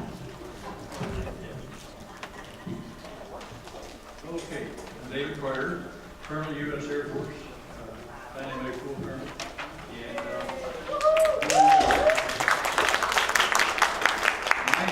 I'm gonna have to update my slides because I don't have all of the history because there's too much of it. It's about this long, about all the people we tried to get to do something about these problems. And including the governor, and I'll make comments about that. But the history goes a long ways. We're getting some response from the legislature because they're filing some pretty good bills. But I'm going to focus on the problems with our corrupted voter database. And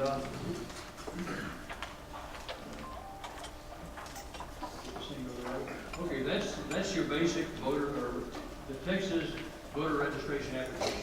And I'm going to go up the bottom half of it there so you can see the part about the numbers, driver license number, ID, our social security number, which is principally for active duty people that still keep their home state driver's licenses, so they don't have a Texas license. And then there's this one right here in yellow. I have not been issued a Texas driver's license or personal identification number or social security number. That's a real problem. Okay? So, on my talking notes on this particular slide, at the start of this presentation, I want you to get your mind to distinguish between an applicant and a registered voter. You're an applicant first. If the application is properly processed, you would become a voter, or you'd be rejected. You'll see that is not the way the system works. Number one, an ongoing duty of SOS Elections is to approve or reject applications and applicants. Okay.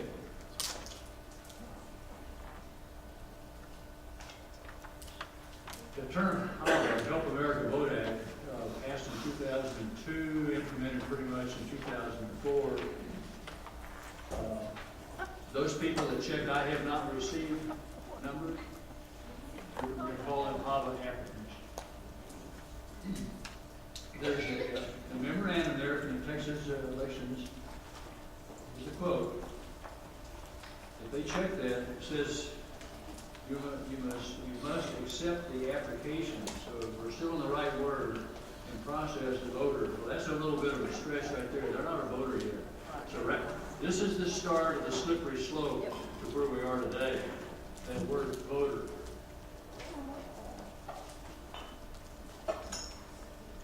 I sent an email to Keith Ingram, the division chief of SOS Elections Division, and he quoted the federal law, which it'll be another slide here.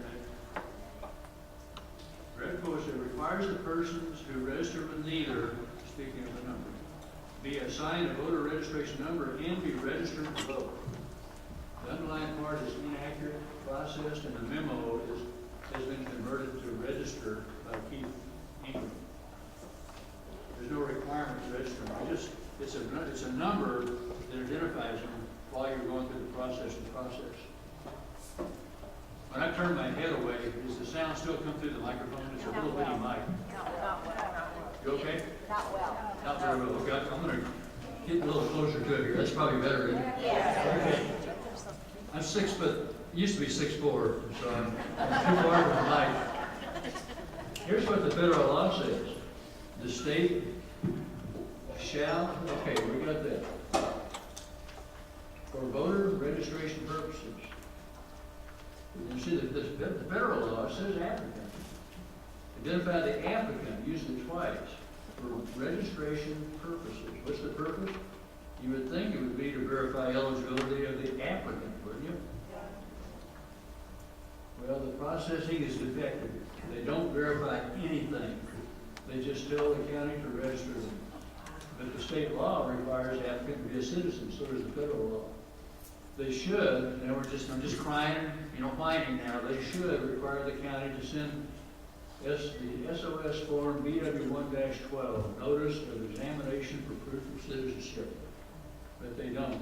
Actually, they started doing it in January this year, based on this thing about the naturalized citizens. find out who's been naturalized. It used to just be a lawful present person.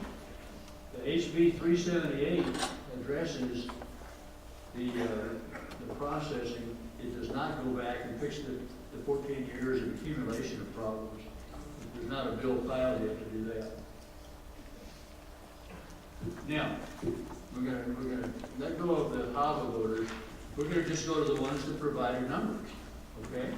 So this is the processing. They have a live match process. I just discovered that I used to brief, my slide said DPS Driver's License Database. Steve McCraw, Colonel McCraw, the head of DPS, called me one day with his deputy, and they said they've never had access to the DPS Driver's License Database. And these numbers that the new Secretary of State started operating on in January were just provided as a batch file. SOS Elections does not have access to the database. So what do they mean by records on their form? We don't have a clue. We're trying to get the House of Representatives to find out. Okay. We're going to, in your program, if you thumb through the part which is my part of the program, this actual form BW1-3 is in there. So is the memorandum that quoted. So you can use that stuff to show other people that this is not just tinfoil hat conspiracy stuff. This is the way it really is. So it says there that in the form, down towards the bottom, after all the check mark lines, if it says that if they fail live match twice, the county's over register them. Are they a citizen?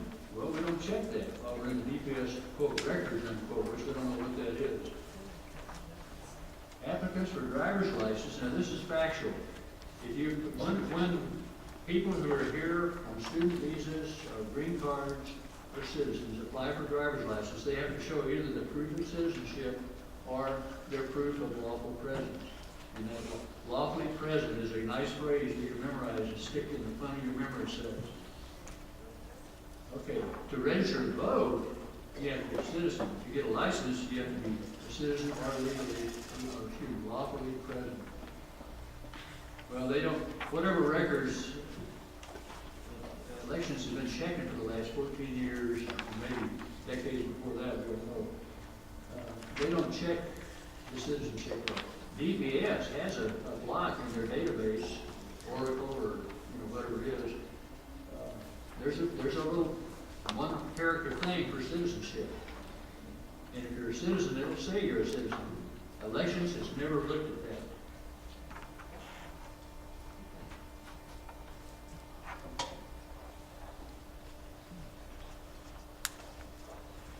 So the BW1-3 says, if you submit a revised application and we are still unable to verify your identification number, you will be accepted for voter registration. Is that all part of the deal? I mean, why would they do something? They get a paycheck, they're put over the head of the elections division and the registrations lady who just recently resigned for unknown reasons. Why did they do that? Is there any rational way that we saw how they kind of maybe slipped a couple of years on the use of the word applicant versus voter, right? But that doesn't cover it. They'll be required to show proof of identification. That's not the same as proof of citizenship. That's your voter registration card. It's a non-photo ID.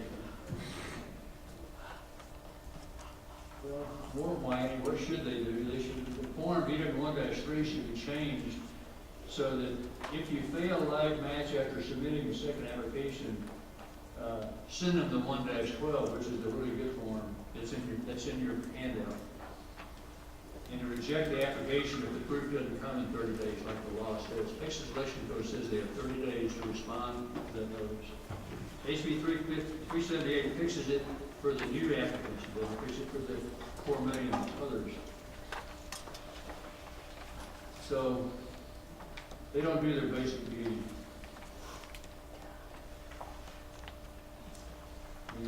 Also, the driver's license IDs judges and clerks, they're the same format. Only if they are here for a certain time, like a student visa, will there be an A number or expiration date on their driver's license.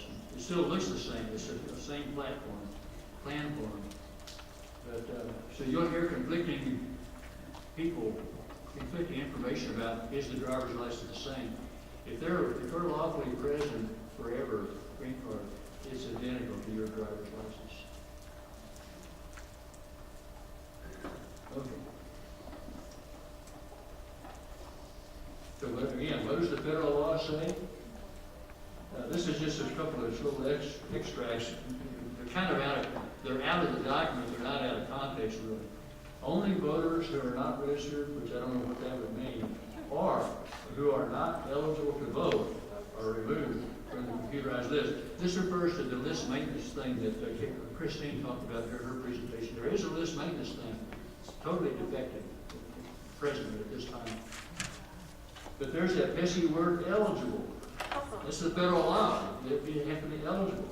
And then the law continues, the state shall determine whether the information provided by an individual is sufficient to meet the requirements in accordance with state law. It's all pretty clear. We're being underserved by SOS Elections Group. This is a great part of the Texas Election Code, Chapter 16, Section 16033. I think that's in your book. I'm pretty sure it is. The registrar has used any lawful means, you can read it, to investigate what is currently open. If they have reason to believe, they'll send them that form, and it says that the SOS has adopted a form and use it. Well, that's it, right there, on -12. Let you take a picture of that. But it's in this is in your handout program. You don't need to take a picture of that. Well, I sent a checklist to the registration lady in SOS Elections who suggested how they might improve their processes. This is her response to me. Thank you for your insights. Recommendations would require legislative changes for implementation. This is absolutely not true.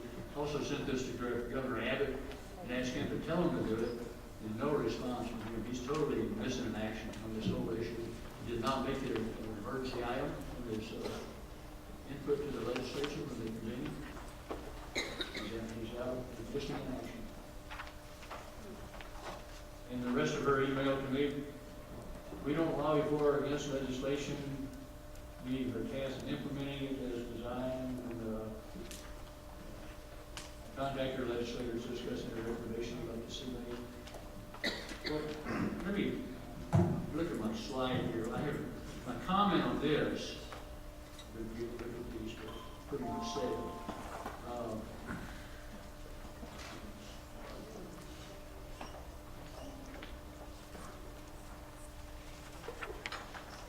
Here's my notes. What a lame and untruthful rebuttal. Do citizens have to persuade legislators to tell SOS to do what they are already supposed to do because SOS can't or refuses to figure it out how to do it? Okay, this is at the end of my presentation here. How am I doing on time? Couple more. Okay, it's going to work out. So, I've modified in the cloud while I was sitting up here earlier, this first part here. This is probably the second most important thing you're going to hear, maybe or third. I told you a comment on Christine's thing about the ballot boards and so forth. You need to remember this one right here. You need to go and work with your elections administrator in your county, and if he or she is not receptive to your citizen inputs, go straight to the county judge and the commissioner's court, because they sit on the board and they hire her or him. May I recommend that you always email afterward, because if you go in, you'll get no response, but if you email, you now have a record of it. That's right. I have all my emails. I know why they're important. But this right here I said willing registrars. As far as I know, 2 out of 254 counties have really complied with the SOS directions to send that 1-12 to the people who were actually registered in the driver's license database as lawfully present and non-citizens. And so we know that a lot of them, there's 60,000 a year naturalized in Texas. I mean, nobody's ever looked at those numbers and seen the problem. So they need to comply with those instructions. They're not, and that's anarchy. That's rebellion. And they're not doing their duty, and you need to take them to court, and your local district court, or whatever it takes, threaten them, and get them to comply with the instructions and verify the citizenship of those that are citizens, and the rest of it come off the voter roll. You're the only ones that can make that happen, because they're all conniving together to resist the new Secretary of State. This is your job now. I commission you all lieutenant colonel and colonel in the Texas militia, okay? And so George Washington, I'm just reading the History of America, published in 1789. And he went from major to colonel real soon after he helped save the British troops keep from getting wiped out by the Indians in one raid during the French Indian War. You're now militia, lieutenant colonels and colonels. Use your authority, use your initiative, use your sense of responsibility, and go get them. Okay, we do have some good bills. You need to support Mike Lang's House Bill 378 that needs to be passed. We dropped the letter in the mail Wednesday morning to launch a formal investigation of key things in the SOS Elections Division. Certified mail, and I'll get an answer back. This is an option here. Lieutenant Governor has ignored my inputs to add SOS Elections to the annual audit plan. He chairs the Joint Audit Committee, composed of members of the House and the Senate. He chairs it. When I call in there and ask who works that committee, what are they doing, I want to see that this addition is made, they would typically say, well, he doesn't chair committees. So this is an obscure committee. It's not, doesn't show up in websites or anyplace else, but he chairs it. And he could probably stand to hear from me too, asking why he's not auditing SOS Elections. But this is future stuff here.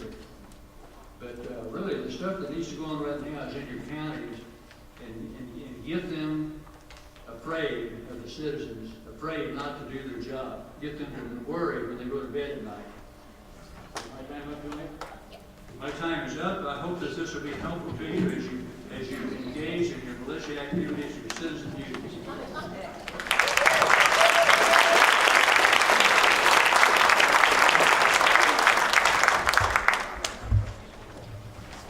Hi, and thank everybody for coming.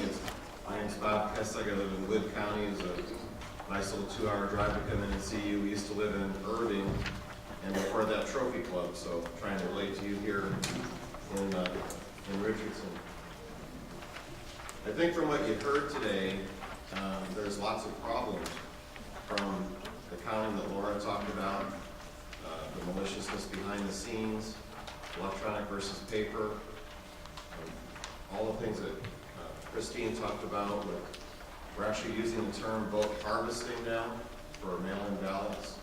Even in Wood County, which is a county of 45,000 people in East Texas, our voter registrar told me that she's never had a request for that many mail-in ballots before. So it's working so well that it's being expanded. I think the most important summary to take from this is that if people have an opportunity in general to cheat, they will. Colonel Carter was talking about the application process. All of us know that when we fill out an application for a job, we might get the job, we might not. So that's what an application means.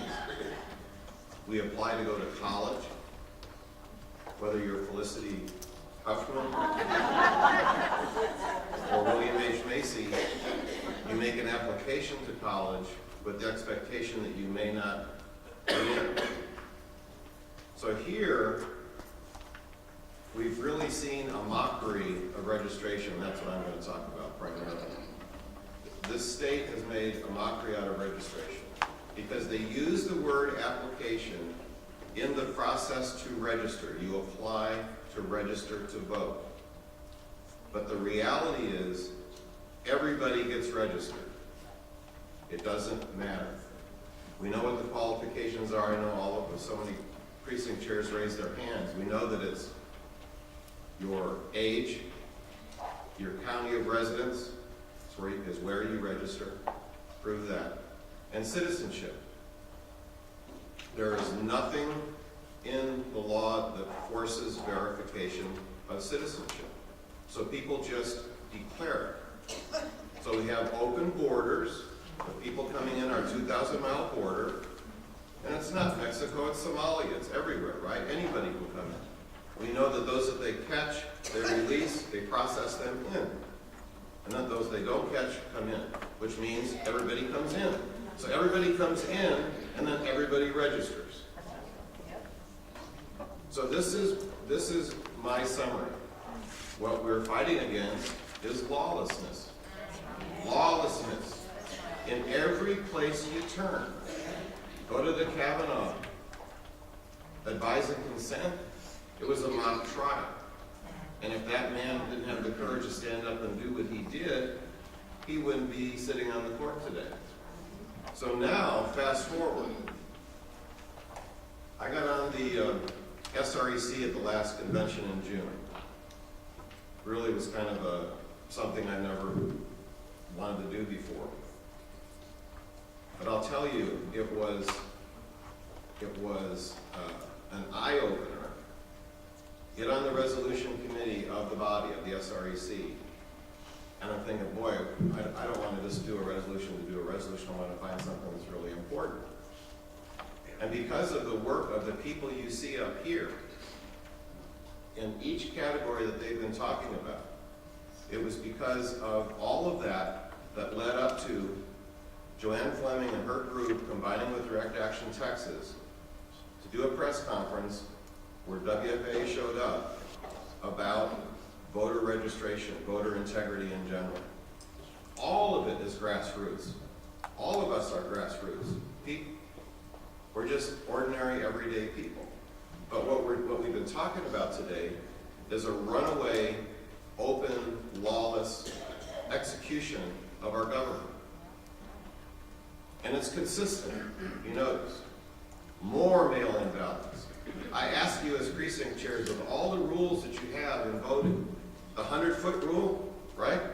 You put your little buoy out in the morning. Is there a 100-foot rule for the mail-in ballot? Where's the 100 feet? So is that not a mockery of the people who are going to the ballot box? But I'll tell you what the problem is. David Whitley has been the new nominee for the Secretary of State. And within his office in the elections division, they basically are the central point to administer it throughout the counties. But the voters are county voters. And so those registrars are very, very important. As was mentioned earlier, 95,000 names were sent out by this new Secretary of State's office after doing an extensive strong match search.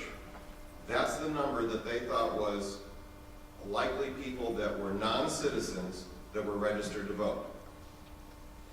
And it was also mentioned earlier that that hasn't been done before. So why all the throwing up hair on fire? Because maybe some of those people are citizens now. If they were never checked before, then you have to find out, don't you? To give you an idea, we were just in Denton County recently. Denton County got 2,890 voters out of those 95,000. Dallas County got about 9,000 some odd voters out of those 95,000. Houston got about 20,000 voters. Out there by me in Wood County, Little Wood County, with about, I think, 14,000 registered voters, we had 24 people on the list. So it's everywhere. Up in Red River County, I talked to the registrar up there. They got 6 voters in Little Red River County, a population of 9,000 people. So it's all over the state.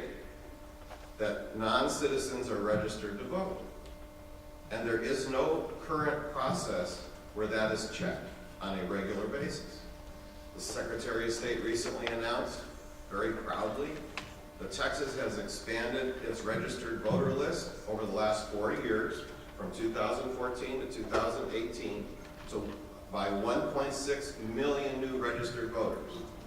So how do you feel now about that announcement?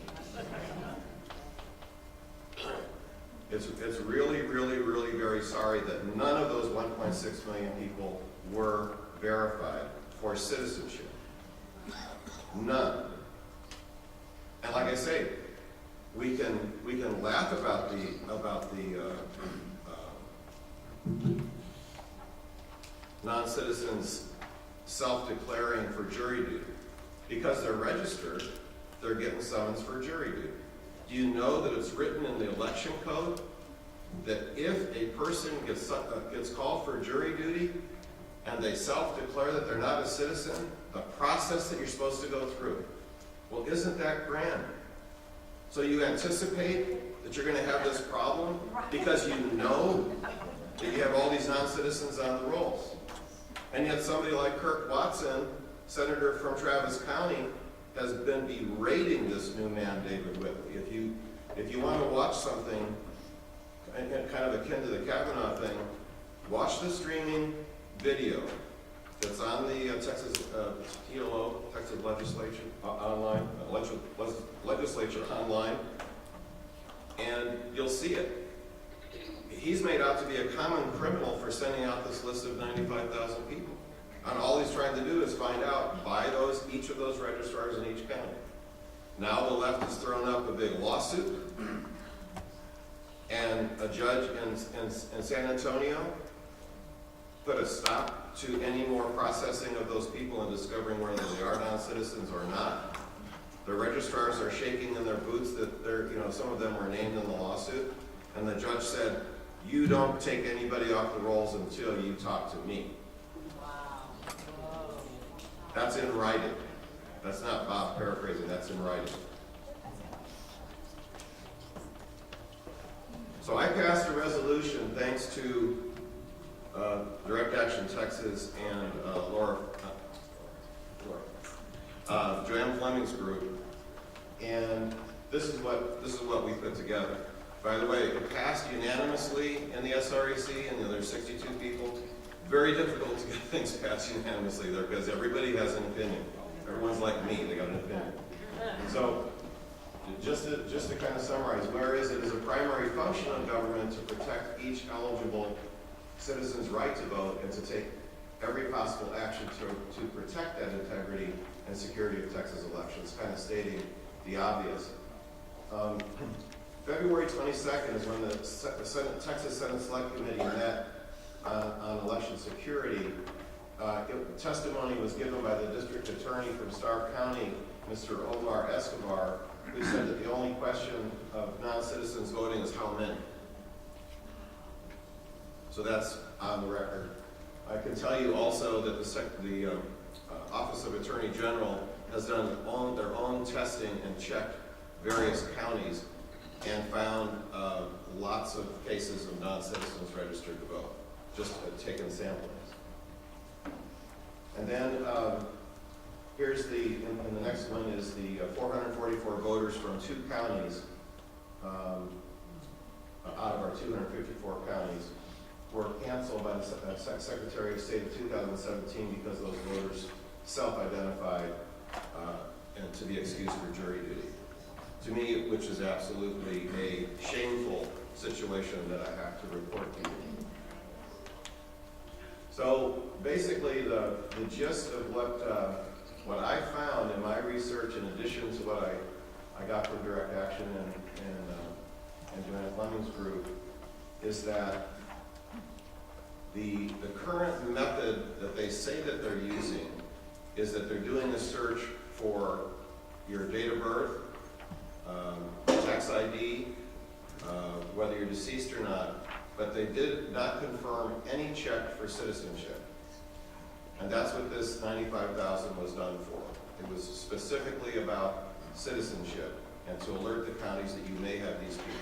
And as Colonel Carter mentioned earlier also, there's that simple form. The form that he showed you that the registrars can send out to these people for them to verify, to show that they are citizens now, is right in the election code. So there's no mystery as to how they do it. It shouldn't take a whole heck of a lot of training. So what I asked for in the resolution was for this to be an emergency, obviously an emergency issue, and that Governor Abbott ordered his Secretary of State's office to do this search. Well, thankfully that ended up happening. I would say, I was thinking about putting a lot of these things together that were said today. This has come from pressure from the grassroots. It has come from these different little exposures that we've had. And I promised myself that I wasn't going to let this go just because you get the resolution passed. What good is it? It's just another piece of paper. So now what we're trying to do, we're trying to get as many counties who want to participate.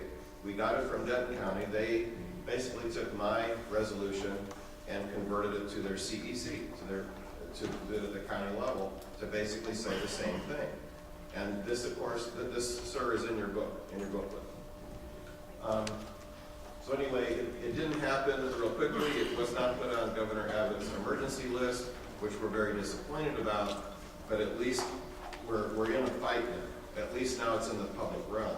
And I think the fact that the new Secretary of State nomination is being so heavily challenged by that nominations committee is a positive thing, because it's going to make more noise, let them yell and scream and Kavanaugh the guy to death. The more that happens, the more people become aware of it. It has to be news.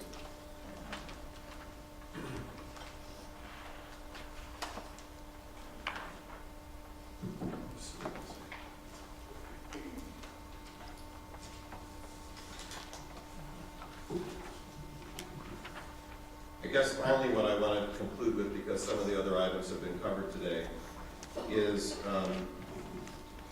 that anytime that I've sat in front of speakers like this, as you are, I always want to know, really, just tell me what I need to do. What's a simple thing to do? So we have in the very back of the booklet, the two committees from the Senate and the House that are the committees that are going to be taking these bills in, right? And there's two things that have to happen for the bill to come out of committee to be voted by the body. It has to be debated in the committee, and it has to be voted on. So that's two ways for it not to come out of committee. They don't, in other words, this nice bill that Representative Lang comes out, 378 that was mentioned, specifically about election voter verification, I think it's added some other things. They have to debate it in Stephanie Click's committee, and then they have to vote on it. If those two things don't happen, the bill will die there. So that's the reason why we passed out to you their names and the office at the 512 area code.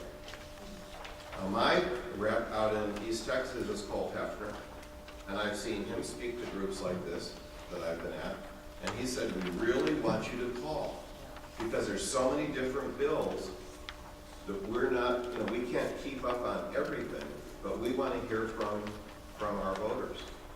So I urge you to take the time to do that. They are equipped there to take those calls. And I'm 4378. I'm calling just because I wanted to let you know that I'm 4378, and we have to improve our, in your own words. That's all you have to do. So you do have an action plan today, and I would say, since we did have a really nice turnout, thank you for that. You do need to pass this along to other people. We have to multiply. The voting harvester guys are out there, and they're going to do more and more and more and more. I don't see anything that's going to stop that. I don't know how you're going to really reel it in. We'll see what's going to get passed. We'll find out what gets passed, obviously, by the end of the session, how much effort we make towards it. But we have to make noise. We have to make noise, and we have to make our presence known, I guess, without setting your hair on fire. So, thanks for having me today. Thanks very much.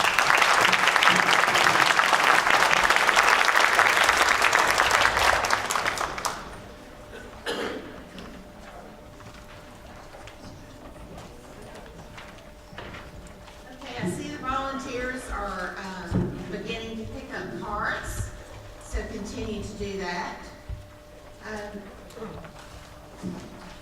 I want to go back and tell you a little bit about the background of how this came to be, because David and Bob both talked a little bit about the press conference that Grassroots America had with Direct Action Texas. And that was back in August of 2018.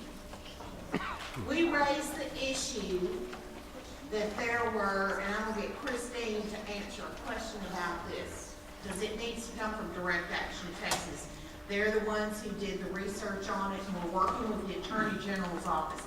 There are some other numbers you need to know about, and they're way more than 95,000.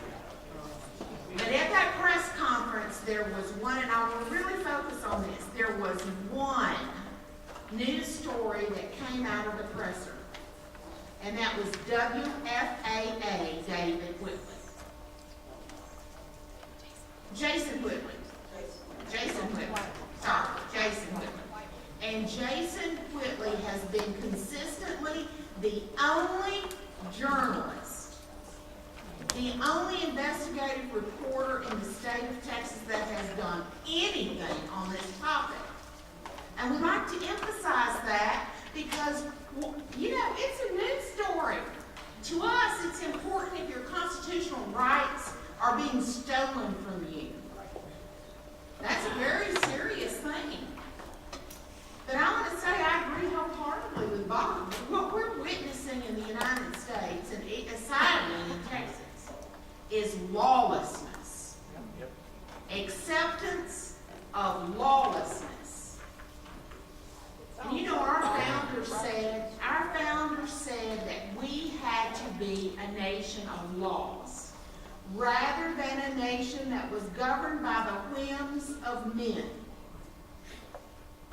Because our structure of laws, that's the underpinning of a civil society. Once you lose the underpinnings of the rule of law, you have utter chaos. And we see that unfolding on a daily basis in these United States. So I will tell you what we did after we had the press conference, was we put together a coalition letter. That's what this is about. And I don't have time to tell you about the success of this coalition. Last session, excuse me, we killed a lot of bad bills, and we got some good bills passed. And I will tell you that if it were not for Donald J. Trump,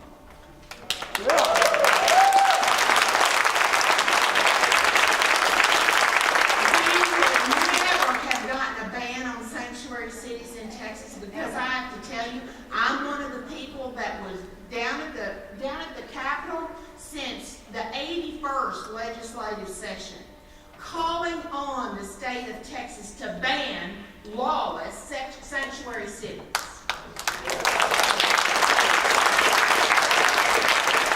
And as much as I agree with a whole lot of things about Rick Perry, Rick got really mad at me because we just kept calling them out and calling them out and calling them out.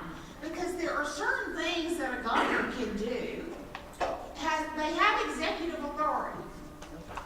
They have legal, constitutional executive authority. And the governor of Texas, because he has broad executive authority over public safety and law enforcement, the governor has always had the authority to pass a ban on sanctuary cities. I know this because I was sitting in the office with Rick Perry, and he had his whole entourage that goes with him everywhere back when he was governor, and there were lots of attorneys in the room. And I said, this is a solution. And do you believe that any of those people in suits would have challenged me? If I was, there wasn't a whisper. So we begged and we pleaded and we did, I'm telling you, we wrote a paper, a white paper, on the effects of illegal immigration and a wide open border in the state of Texas, and we went and we sourced even Supreme Court cases to prove how we could solve the problem. It fell on deaf ears until Donald J. Trump made a ban on sanctuary cities sexy. He made it a sexy issue, and then everybody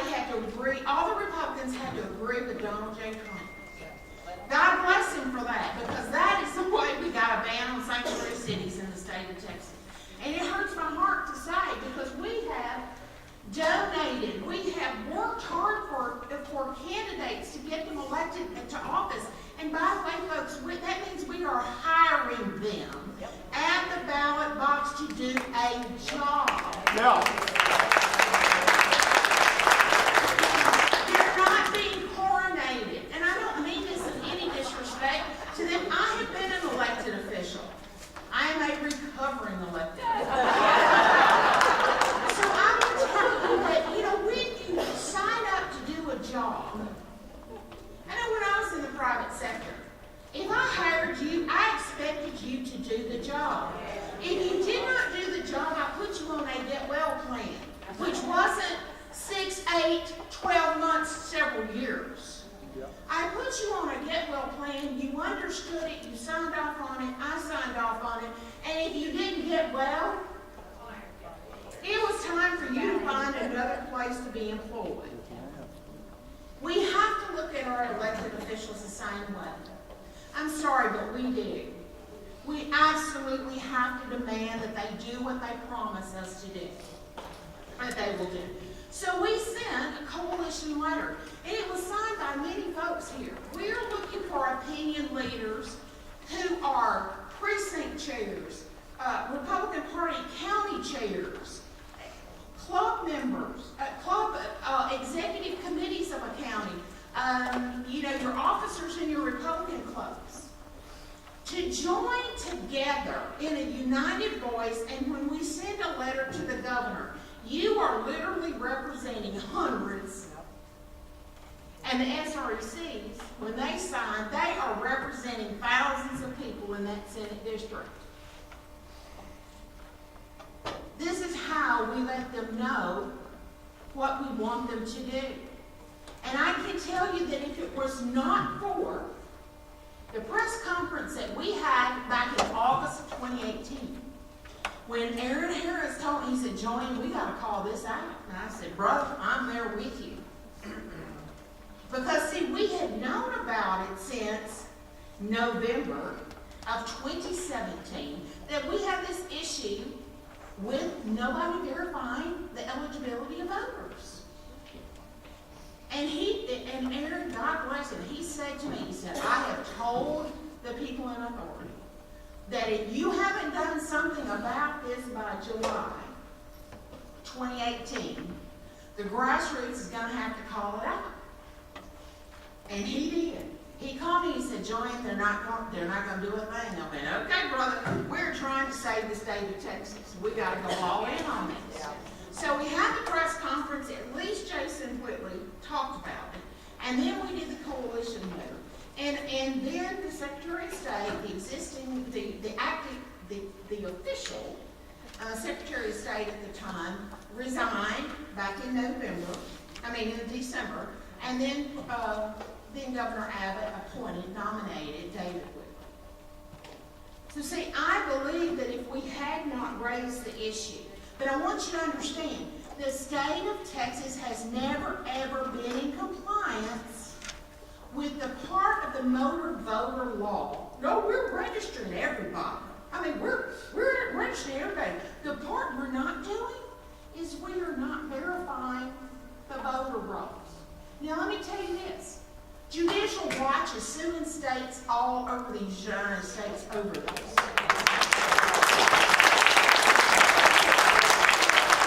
We have about 14 months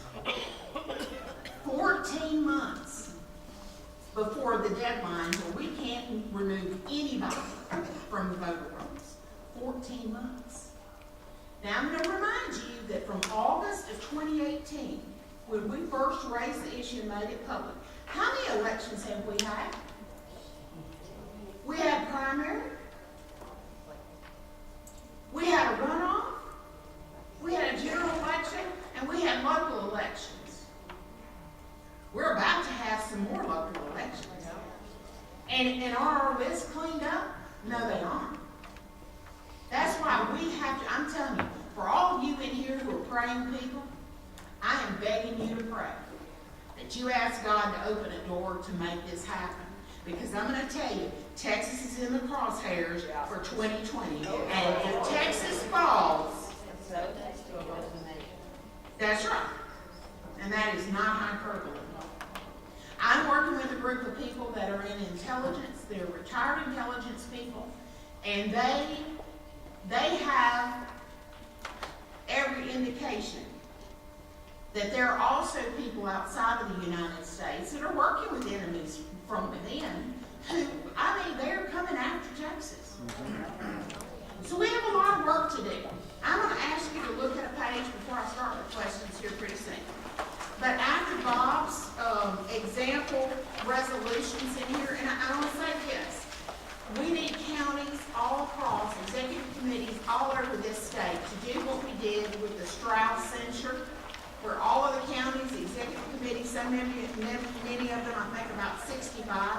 came together and said it was time to censure the former Speaker of the House. That's the kind of effort we need here, so that county Republican executive committees are saying, we want something to happen here. We absolutely need your help in getting this done. And you got an example. So after that language, the example resolution, you see an FAQ sheet. It's actually in the form of a letter. There are facts about the Texas Conservative Grassroots Coalition. I would beg you to read those 2 pages. I set out what the coalition is and what it is not. It is not intended to take the place of any local organization. We are not in competition with anybody. In fact, my heart and my philosophy in life is to see where you can agree with people and you spend your own political capital. And after 27 years, I have a little bit. To spend it to help new people who are new, who are coming up through the ranks of leadership. I am always looking for emerging leaders, people who love Texas, who love the rule of law, who love the first principles of liberty, and who are willing to fight for it. Emerging leaders. Because one of these days, I won't be doing this anymore. I'm looking for people who are going to stand in the gap and fight. So then, after that letter where I'm inviting you to join the coalition, and it costs you zippity-doo-dah. You're correct. And here's the thing. If we send out a coalition project letter that you don't agree with, you don't even have to tell me you don't agree with me. You just don't respond. But if you do agree and you send in the information we ask, and we put your name on that letter, and I promise you, these letters go straight to the desk of your governor. They go straight to the desk of Dan Patrick, and in fact, I send Lieutenant Dan and I send the senior policy advisor to the Lieutenant Governor the letter myself. Plus, we have them laying on the desk, put on the desk down there in the Senate and in the House, and sometimes we involve the Attorney General. We send the letters where they need to go. My goal is to get the people in Texas who are asked to block walk, who are asked to phone call, who are asked to donate. I'm trying to elevate your voice so that they hear you. They have us on speed dial when they need us for something. And then, crickets, crickets, crickets.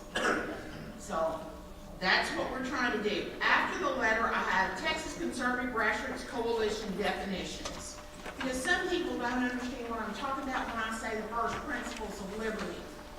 I am trying to give you things that you can unite around so that we can be successful. And then after that, we've got the bills in here that we talked about today. I need to add Representative Mike Lane's bill in here. But I'm going to tell you on the back, I would encourage you to sign up for Christine for Direct Action Texas email. They have wonderful articles that they write. They're short, direct, to the point, and they're sourced. Same thing with Dr. Laura Presley. And ask your SRECs to work with Mr. Bob Kexick here. And I'm sure that David Carter would be happy to work with any election judges for y'all to get together and to share information. This is something that we all have to do together. Now we're going to get on our questions here.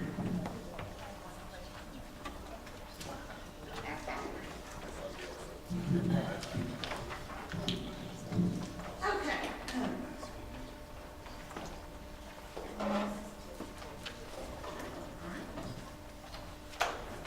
Who would verify citizenship of applicants for a county elections department? Who would verify citizenship of applicants for a county elections department? And the follow-up was Homeland Security. I think it's hot already. I don't think it has to, does it have to be hot? Okay. It's red, okay, there we go, that's light. The elections administrator, which is more precise, is the county registrar. has that authority under 16.033 in the election code to verify citizenship. And they're the ones that the Secretary of State asked to do so. Very simple. And now they're being blocked by the court because the left did their Kavanaugh impression. And may I just comment on that? If anybody understands the relationship between the state, these sovereign states, and the federal government, which they created to do a few things, they understand that the states are sovereign, and when the federal government that they gave certain duties to oversteps its bounds, they can just ignore them. Let them send their army in if they have one. I would just add that if your elections administrator isn't complying with the rules, that you can file a complaint with the Secretary of State that the rules are not being followed. If you need help with that, feel free to email me. It's in the book, and I will help you with that. I do quite a few of those. Great. Okay, this is a secondary question. I don't think any of us have investigated this, but which party primary does Keith Ingram vote in? Oh, Lauren knows. He's registered Republican in Williamson County. Okay, the next question is, why and when do we use provisional voting? Let's take that.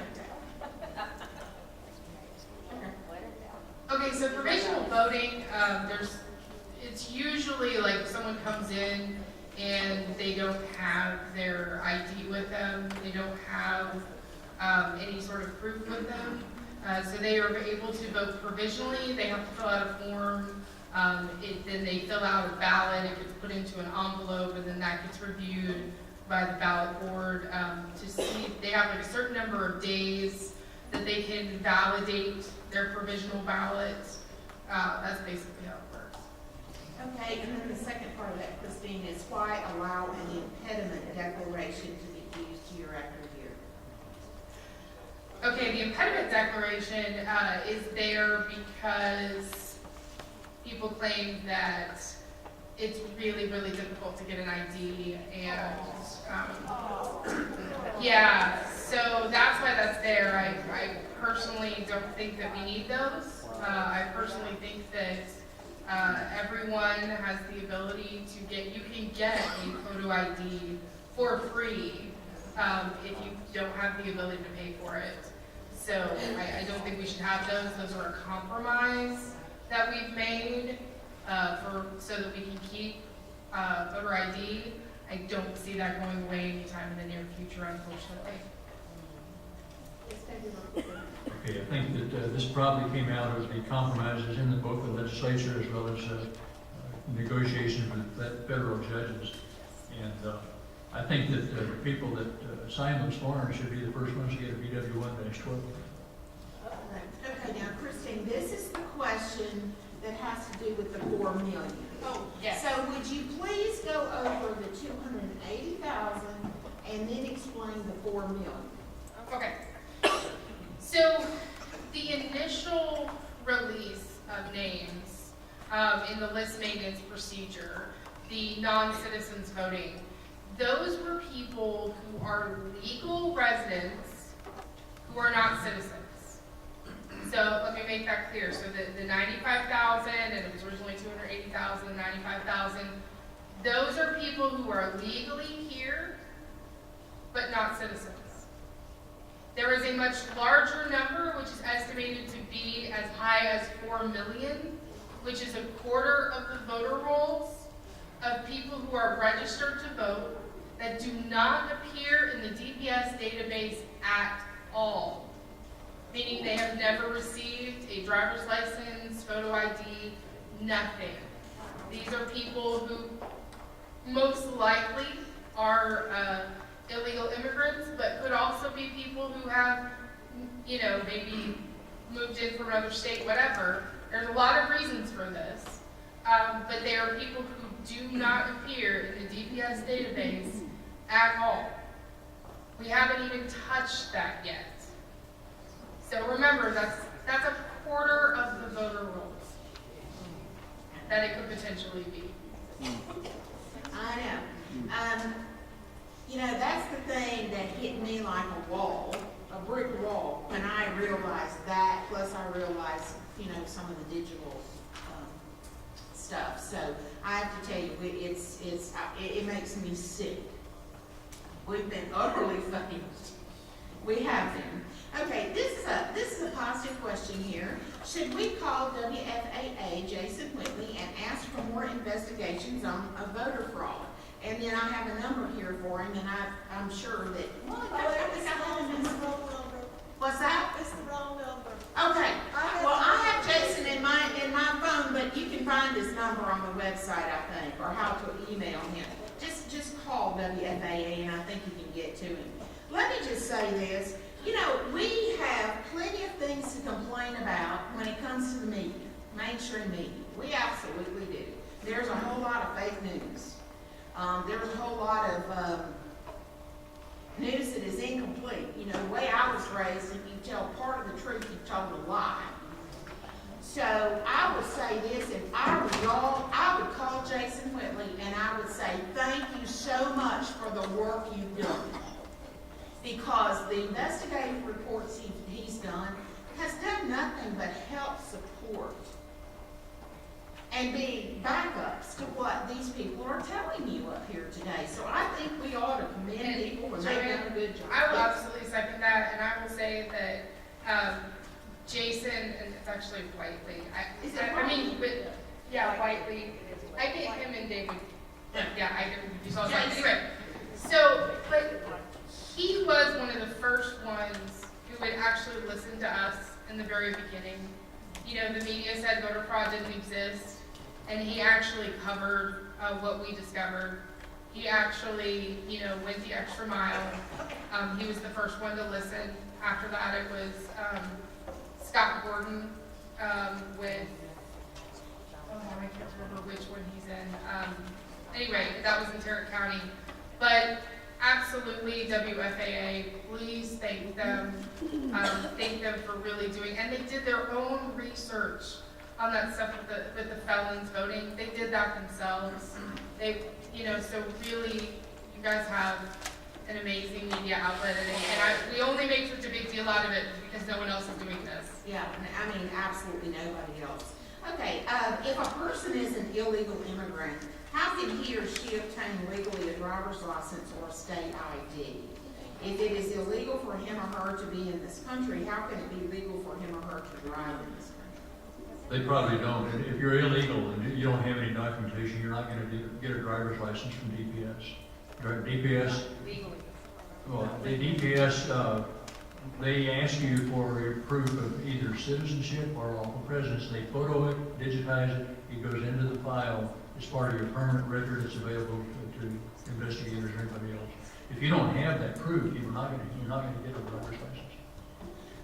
Except they did fail an audit that was published in December that 25% of the maybe 60 or 80 people that the state auditor's office audited, 25% didn't have those documents in the file. Well, and I want to say another thing here too, is I don't believe that Social Security, do they verify Social Security numbers and IDs that are presented to them? We don't have a clue, I doubt it, but. Nobody verifies anything. It's all on the honor system. Moving along. They do assign Social Security numbers to illegal immigrants. I know that for a fact. Oh, sure, absolutely. There's a Social Security number online. Yeah, absolutely. But they don't check to see if that's a legal resident or if it's some, in other words, the eligibility to vote's out the window. Why were only 200 of the 254 county election heads trained in process of list maintenance? In some cases, the counties chose not to participate and they did not receive the training. That's because the county chose not to. They did, not only was there basically a in-person meeting, essentially a convention, but they also had webinars. So if you want to contact me to find out if your county received the training, Dallas did, absolutely. But any of the really small counties, they may not have felt like they needed to. but they could have received the webinar also, so that was up to the county. How are you reaching younger generations to let them know about these violations? How can they get involved? You want to take that? We've reached out on the electronic fraud to several young organizations. Young Americans for Liberty is one that does block walking and phone banking and gives money to candidates all around the country. So we've raised awareness with them. And there's one thing I want to kind of pull everybody back to. With all, let's say 4 million, Christine and David, you know, there's maybe 4 million people that aren't supposed to be voting, maybe they are. Remember, it doesn't matter who votes. It matters who counts the vote. So, is the deep state or whoever, are they block walking and phone banking these 4 million people? Or are they using and stealing their vote too at the electronic voting machines? So I want you to think about that's the paradigm shift. Because even in, you know, we picked on the Democrats today a lot. Even in the Democrat primary in Dallas County, you might have a conservative Democrat, you might have a moderate Democrat, and then you have the far left socialist communist Democrat. They're stealing their vote too. So I want you to just think about that paradigm shift. That it doesn't matter, you push a button and you can decide who wins. Well, that's absolutely true. Laura, and I agree with you on that. However, the rule of law is so important. We should not have a sloppy system like this where people can be here illegally and be registered to vote. That should not happen. I agree with you. They use them as buffers. Well, I was going to add too that Christine presented Hill County to you, that there were more votes than there were voters, and how easy it was to figure it out once somebody intelligent took a look at it. But what does it tell us? That there's nobody responsible to look at it. And that's going on every single day when people register to vote, and when they do vote, and when they count the votes, there's not people responsible there to do it. Otherwise, they couldn't pull this off what Laura was talking about in the beginning. Okay. Yeah, each of you folks are responsible. In your county, you're responsible. You need to be there. Yeah, and one thing I just want to make clear is like, what I would love to see is to have a group of people in every county who just go every election and just randomly look at stuff. Randomly look at you know, one race or another, or, you know, something like that to show that you're watching. Because I want to make something clear, in Tarrant County, we had to wait 3 years before anyone even got arrested. But guess what? We had a city council member who we knew stole his election. He didn't run again. We had somebody else who we considered to be the queen of ballot harvesting in Northside Fort Worth. She lost her race. So even though no one had been arrested yet, they knew we were watching, they knew we were looking, and they stopped harvesting. So understand that if you have people who every election just go in and look at stuff, look for those red flags, look for different things, you know, just randomly request a precinct and look at all the applications for ballot by mail. You know, that's something small. So they know you're looking, they know you're always watching. That's really, really important because sunshine is the best disinfectant. That's called low-grade political terrorism. David, you absolutely had razor blade soup for lunch today. So, you know, the other thing that we talked about is with all of these illegalities that are going on, why are candidates not challenging? I'm going to pull it back. So we voters, we can do the disinfection, we can get so far. But where are the candidates to stand up and say no? With all the stuff you've seen today, and what Joanne said, do you trust any election? No. Where are the candidates? Thanks. I'll tell you one thing on the candidates, great point, is that Missy Short, Dallas County Republican Party chair. One of the things that we have found, Laura, is that a lot of times we do this in a legal setting. So if you want to go and help your candidates, it's really important to find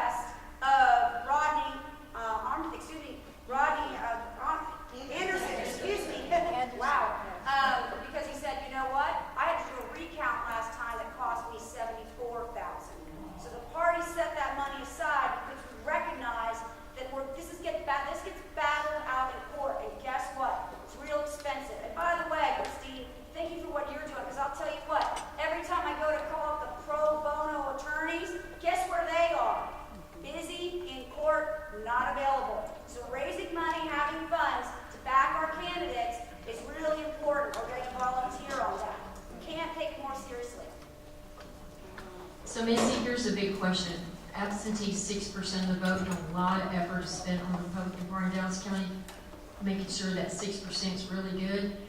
67% is cast early vote. Can you commit to putting an alternate judge in Central County for all 4 days, 100% of the time? Not only can I commit to that, Laura, I will work with you for that, with training, and to Sammy's point, he can tell you it's a Me Too movement. Never be left alone, because Lord knows what they're gonna accuse you of, okay? We're in complete partnership and agreement there, 100%. What I would ask everybody in this room is, you need to be very clear with your time and your friend's time. If you have a friend who gets as just pumped up about politics as you do, how many of them have actually worked and been there the whole time? Because it's a serious time commitment. Oftentimes, we can't get people willing to do it. You know what, Missy? We have two guys, Kurt Lanius and Mike Slate, who's ready to be the alternate judge for Republican Party, and we hope that you'll appoint them. That's great. Lord, that would be a pleasure. Not only have I met with them and said yes, they asked to do it in the municipal elections, but if you don't live in that city, you cannot do that. And I could not agree more, and have been happy to talk to them about that. At the same time, it takes everybody, okay? It takes everybody working together collaboratively. We need to be united. We can't backstab, and we can't hold out on one another. We've got to be together, and I ask for your partnership in that. Thank you.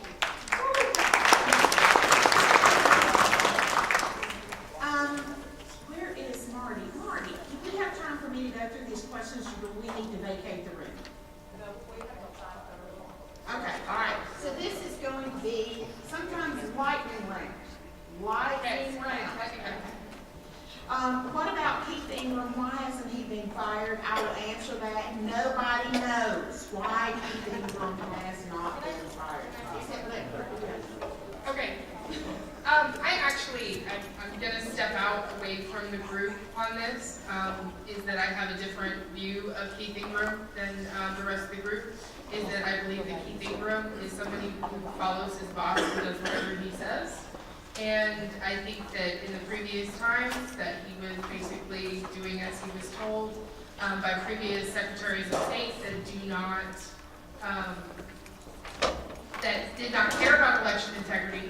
And I believe now that he will follow the leader, and he has not obstructed anything that we're doing right now. In fact, he gave some excellent testimony in South Texas in the case where they're going over where the judge is trying to keep people from being removed from the list. So he gave some excellent testimony. His testimony that he gave to the House committee was also excellent. I am not convinced that he is actually part of the problem. So I just want to say that I'm not defending him completely, but I'm not convinced that he is. Gotcha, Christine, thank you. Okay, let's see here.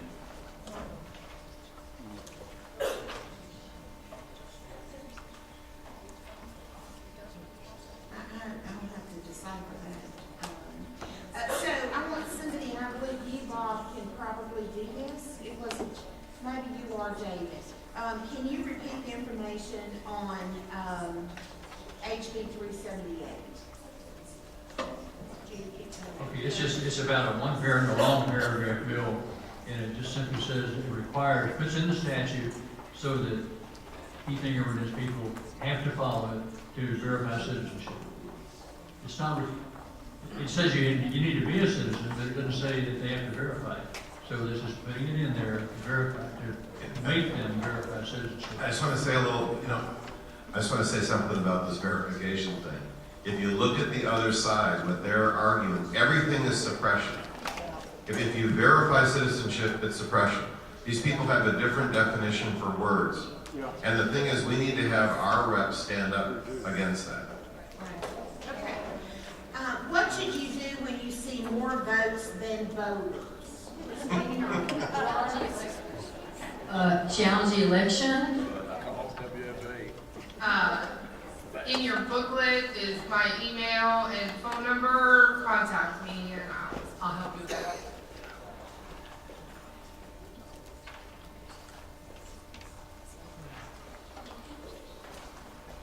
Okay, I have a question here that from somebody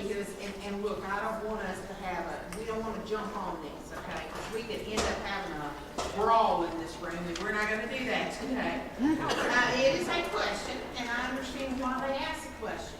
So if the person who's asking the question wants to meet privately with these, we don't want the whole room to go into an uproar, okay? If we don't support all Republican candidates on the general election ballot, vote Republican down ballot, then many races will be won by Democrat opponents because more Democrat voters do vote straight party or Democrat down ballot, but we've done away with straight ballot. Should we only support candidates that commit to challenge results? Ask these people later that question. All right. Is there a form residents and a precinct chair can submit to Dallas County elections to remove names from Dallas County voter rolls for people who we know are dead or who have moved? Was a list of voters with ineligibility given to Dallas County GOP by the Secretary of State? Anybody can answer that? As far as I know, there's not a specific form to give it to them, but I'm sure you can submit that to them. But I would also go through your county chair as well. I went down to my election administrator registrar, and she gave me a little form that it has to be signed by a family member if they're deceased. And, but somebody mentioned earlier, they were going through obituaries and taking them off. So that's a gray area. I'll try to handle that. You know, in your precinct, if you see an obituary for someone in your precinct, provide a copy of that. If you go like publicdata.com, find a voter registration, send that in, and ask that it be reviewed by the registrar. They're supposed to send a 30-day letter then to the address on the record, and if they are unresponsive, what happens is it's not removed from the roll, but it gets a seat for cancel if someone is deceased or can be determined to be an active voter. So you can do something, you know, proactive as an election judge. But also, you look in your county, there's something that's probably not happening in a lot of counties. Your county clerk is supposed to provide an abstract of death certificates and an abstract of probate wills to the election department or your administrator. And that may not be happening in your county. So. And that's where each of us comes in. We have to find out if that's happening. We have to become experts and enforce the law on those that we elect to enforce the law. Okay, here's another question. There's been a lot of discussion about Russians and illegal aliens trying to influence elections. Can we say that no support for a candidate or issue can be given by a non-voter or by anyone not living or paying taxes in a jurisdiction?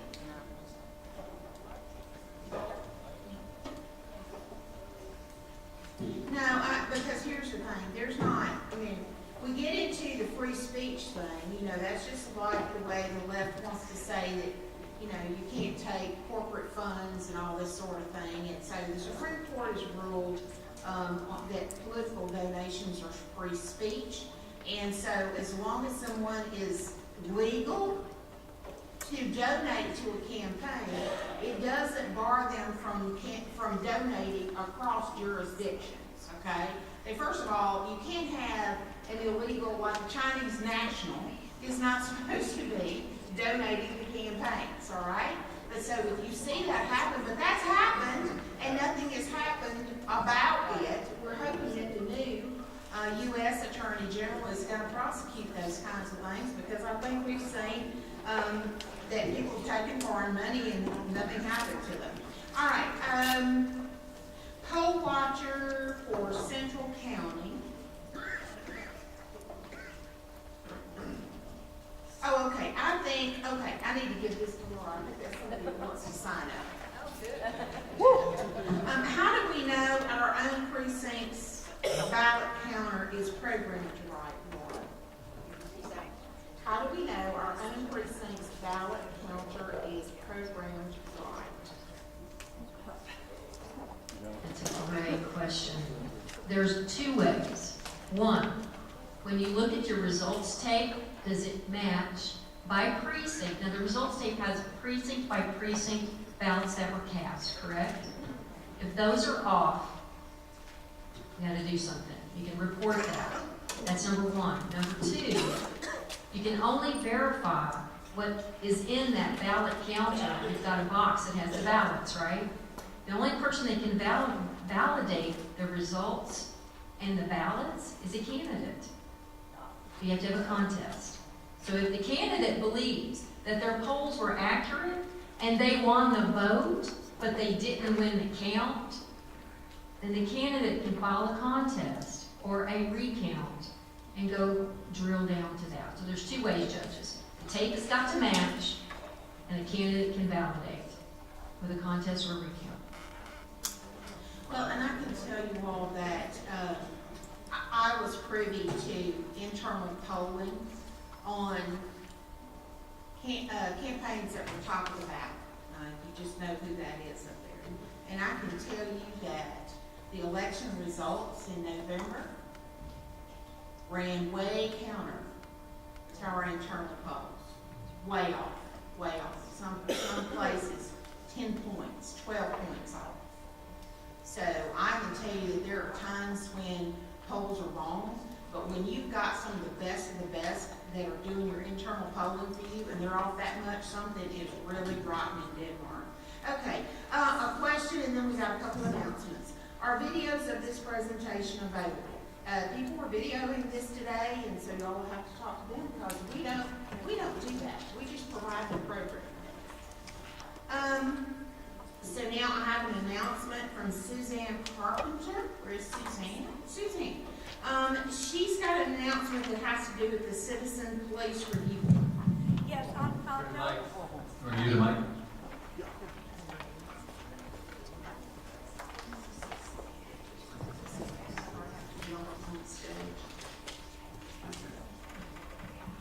I know that many of you are familiar that the City of Dallas is trying to expand the power of the Citizens Police Review Board. This is a push by a group called a coalition that includes the Democrat Socialists of America, CARE of Texas, the ACLU, all left-wing socialist groups. So that should tell you that we need to be against this. I have information for people if you'd like to know more about this. I'm not actually a citizen of the City of Dallas Council, but I have signed this petition and we're asking all people in the Dallas Metroplex. Nancy True has another petition board there for you to sign. Please sign this because it's coming to your city too. You've heard about it on the news. Fort Worth has already expanded the power of their Citizens Police Review Board. Police are going to be leaving in droves, just like they did in Charlottesville, Virginia. They're leaving left and right because this won't be the average good citizens like us on this board. These are going to be socialist groups that are going to be sitting on this board. So please sign our petition, and I have information. And thank y'all for what y'all did today to this board of people sitting up here. Thank you, Joanna. Hand that mic to Paul Zimmerman. He's got a quick announcement. Hello, my name is Paul Zimmerman. I want to talk about the Dallas County Community College District Board of Trustees and the bonds. They're having a bond election. 1.103 or 4, I'm not sure what the zero bond, 40-year bond. Billion dollars. Oh, wait a minute. We still have $265 million from the last bond we haven't paid off. So that's going to put us at about $1.4 billion. And it's a 40-year bond. They won't commit to what they want to do. What they're talking about doing is buying more land in downtown Dallas near El Centro College, safest campus in Dallas County. Only a few police officers got shot there, and oh wait a minute, the computer room got blown up when they killed the man that was doing the shooting. So it's a real safe place to send your kids. Just an observation.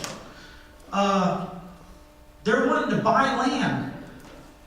The most expensive land in Dallas County. We have acres upon acres upon acres of vacant land at the other campuses all across this county, some of which have DART rail stopping right on the campus. We pay to mow the grass, we pay to water it, we pay to maintain it, and we don't want to use that to expand the campus. And 50%, over 50% of that $1.1 billion is slated to go to downtown to build another building for El Central. I say vote no. My wife, who is a trustee on the Dallas County Community College District, voted no. Charlotta Compton, who is a Democrat, actually voted no. So, vote no. Well, and Paul, let me answer the question here. I bet you the numbers that you put out don't include the interest. They're not telling you what the interest are there. 40 years, 3.5% interest in 40 years is real close to $900 million. Yeah, Okay? a little bit more So than. it's going to be about $2.5 billion you're going to be able to hook for. Okay, so now really quickly, this is the last one, because we gotta vacate the building, and my goodness, I got a desk piled up at home that's got a lot of work on it. Charles Langerfeld has got his book, so Charles, come down here real quick and tell them about your book, because Charles asked me to talk about his book, and I don't talk about books I haven't read yet. You know, I'm not one of the people that supports a bill until I've read it. Charles, and it means no disrespect to you, my friend, but if I do it for you, everybody around the state's gonna want me to do it. All right, here, real quick. Everybody in North Texas knows me, though. The fight against John Wiley Price, Eddie Bernice Johnson, and whoever else is out there doing the wrong. I took 4 months off last year and wrote a book. Got it edited. It was published on December 21st. The name of the book is Journey into Faith and Patriotism. It's an autobiography. It's not completed my life yet because I'll write another book continued before the end of the year. In that book, I'm going to write about my fights with John Wiley Price, Eddie Bernice Johnson, etc. The book is 222 pages, and it sells for $19.99 paperback. We're going to just do one more. I'm a candidate running in the municipal election for District 9 in Dallas County. And not only that, but I was a poll watcher at Central Counting under working with Laura and a bunch of folks here, and I saw the absolute indiscrepancies and the fraud that happened. And because of what Laura has done in that movement, as a concerned citizen, I'm stepping up. So I'm willing to take the oath for District 9 that if something happens, that if there's issues, I will contest that race. District 9. Now here's the thing. I'm running against existing Democrats. I'm running against the establishment. I'm just a concerned citizen. So what we need to do is rally behind, and we really need your support. We've got early elections starting in the 22nd of next month, and I need funding. Bottom line, it's not just a District 9 issue, this is a Dallas issue. So go to Tammy Brown Rodriguez.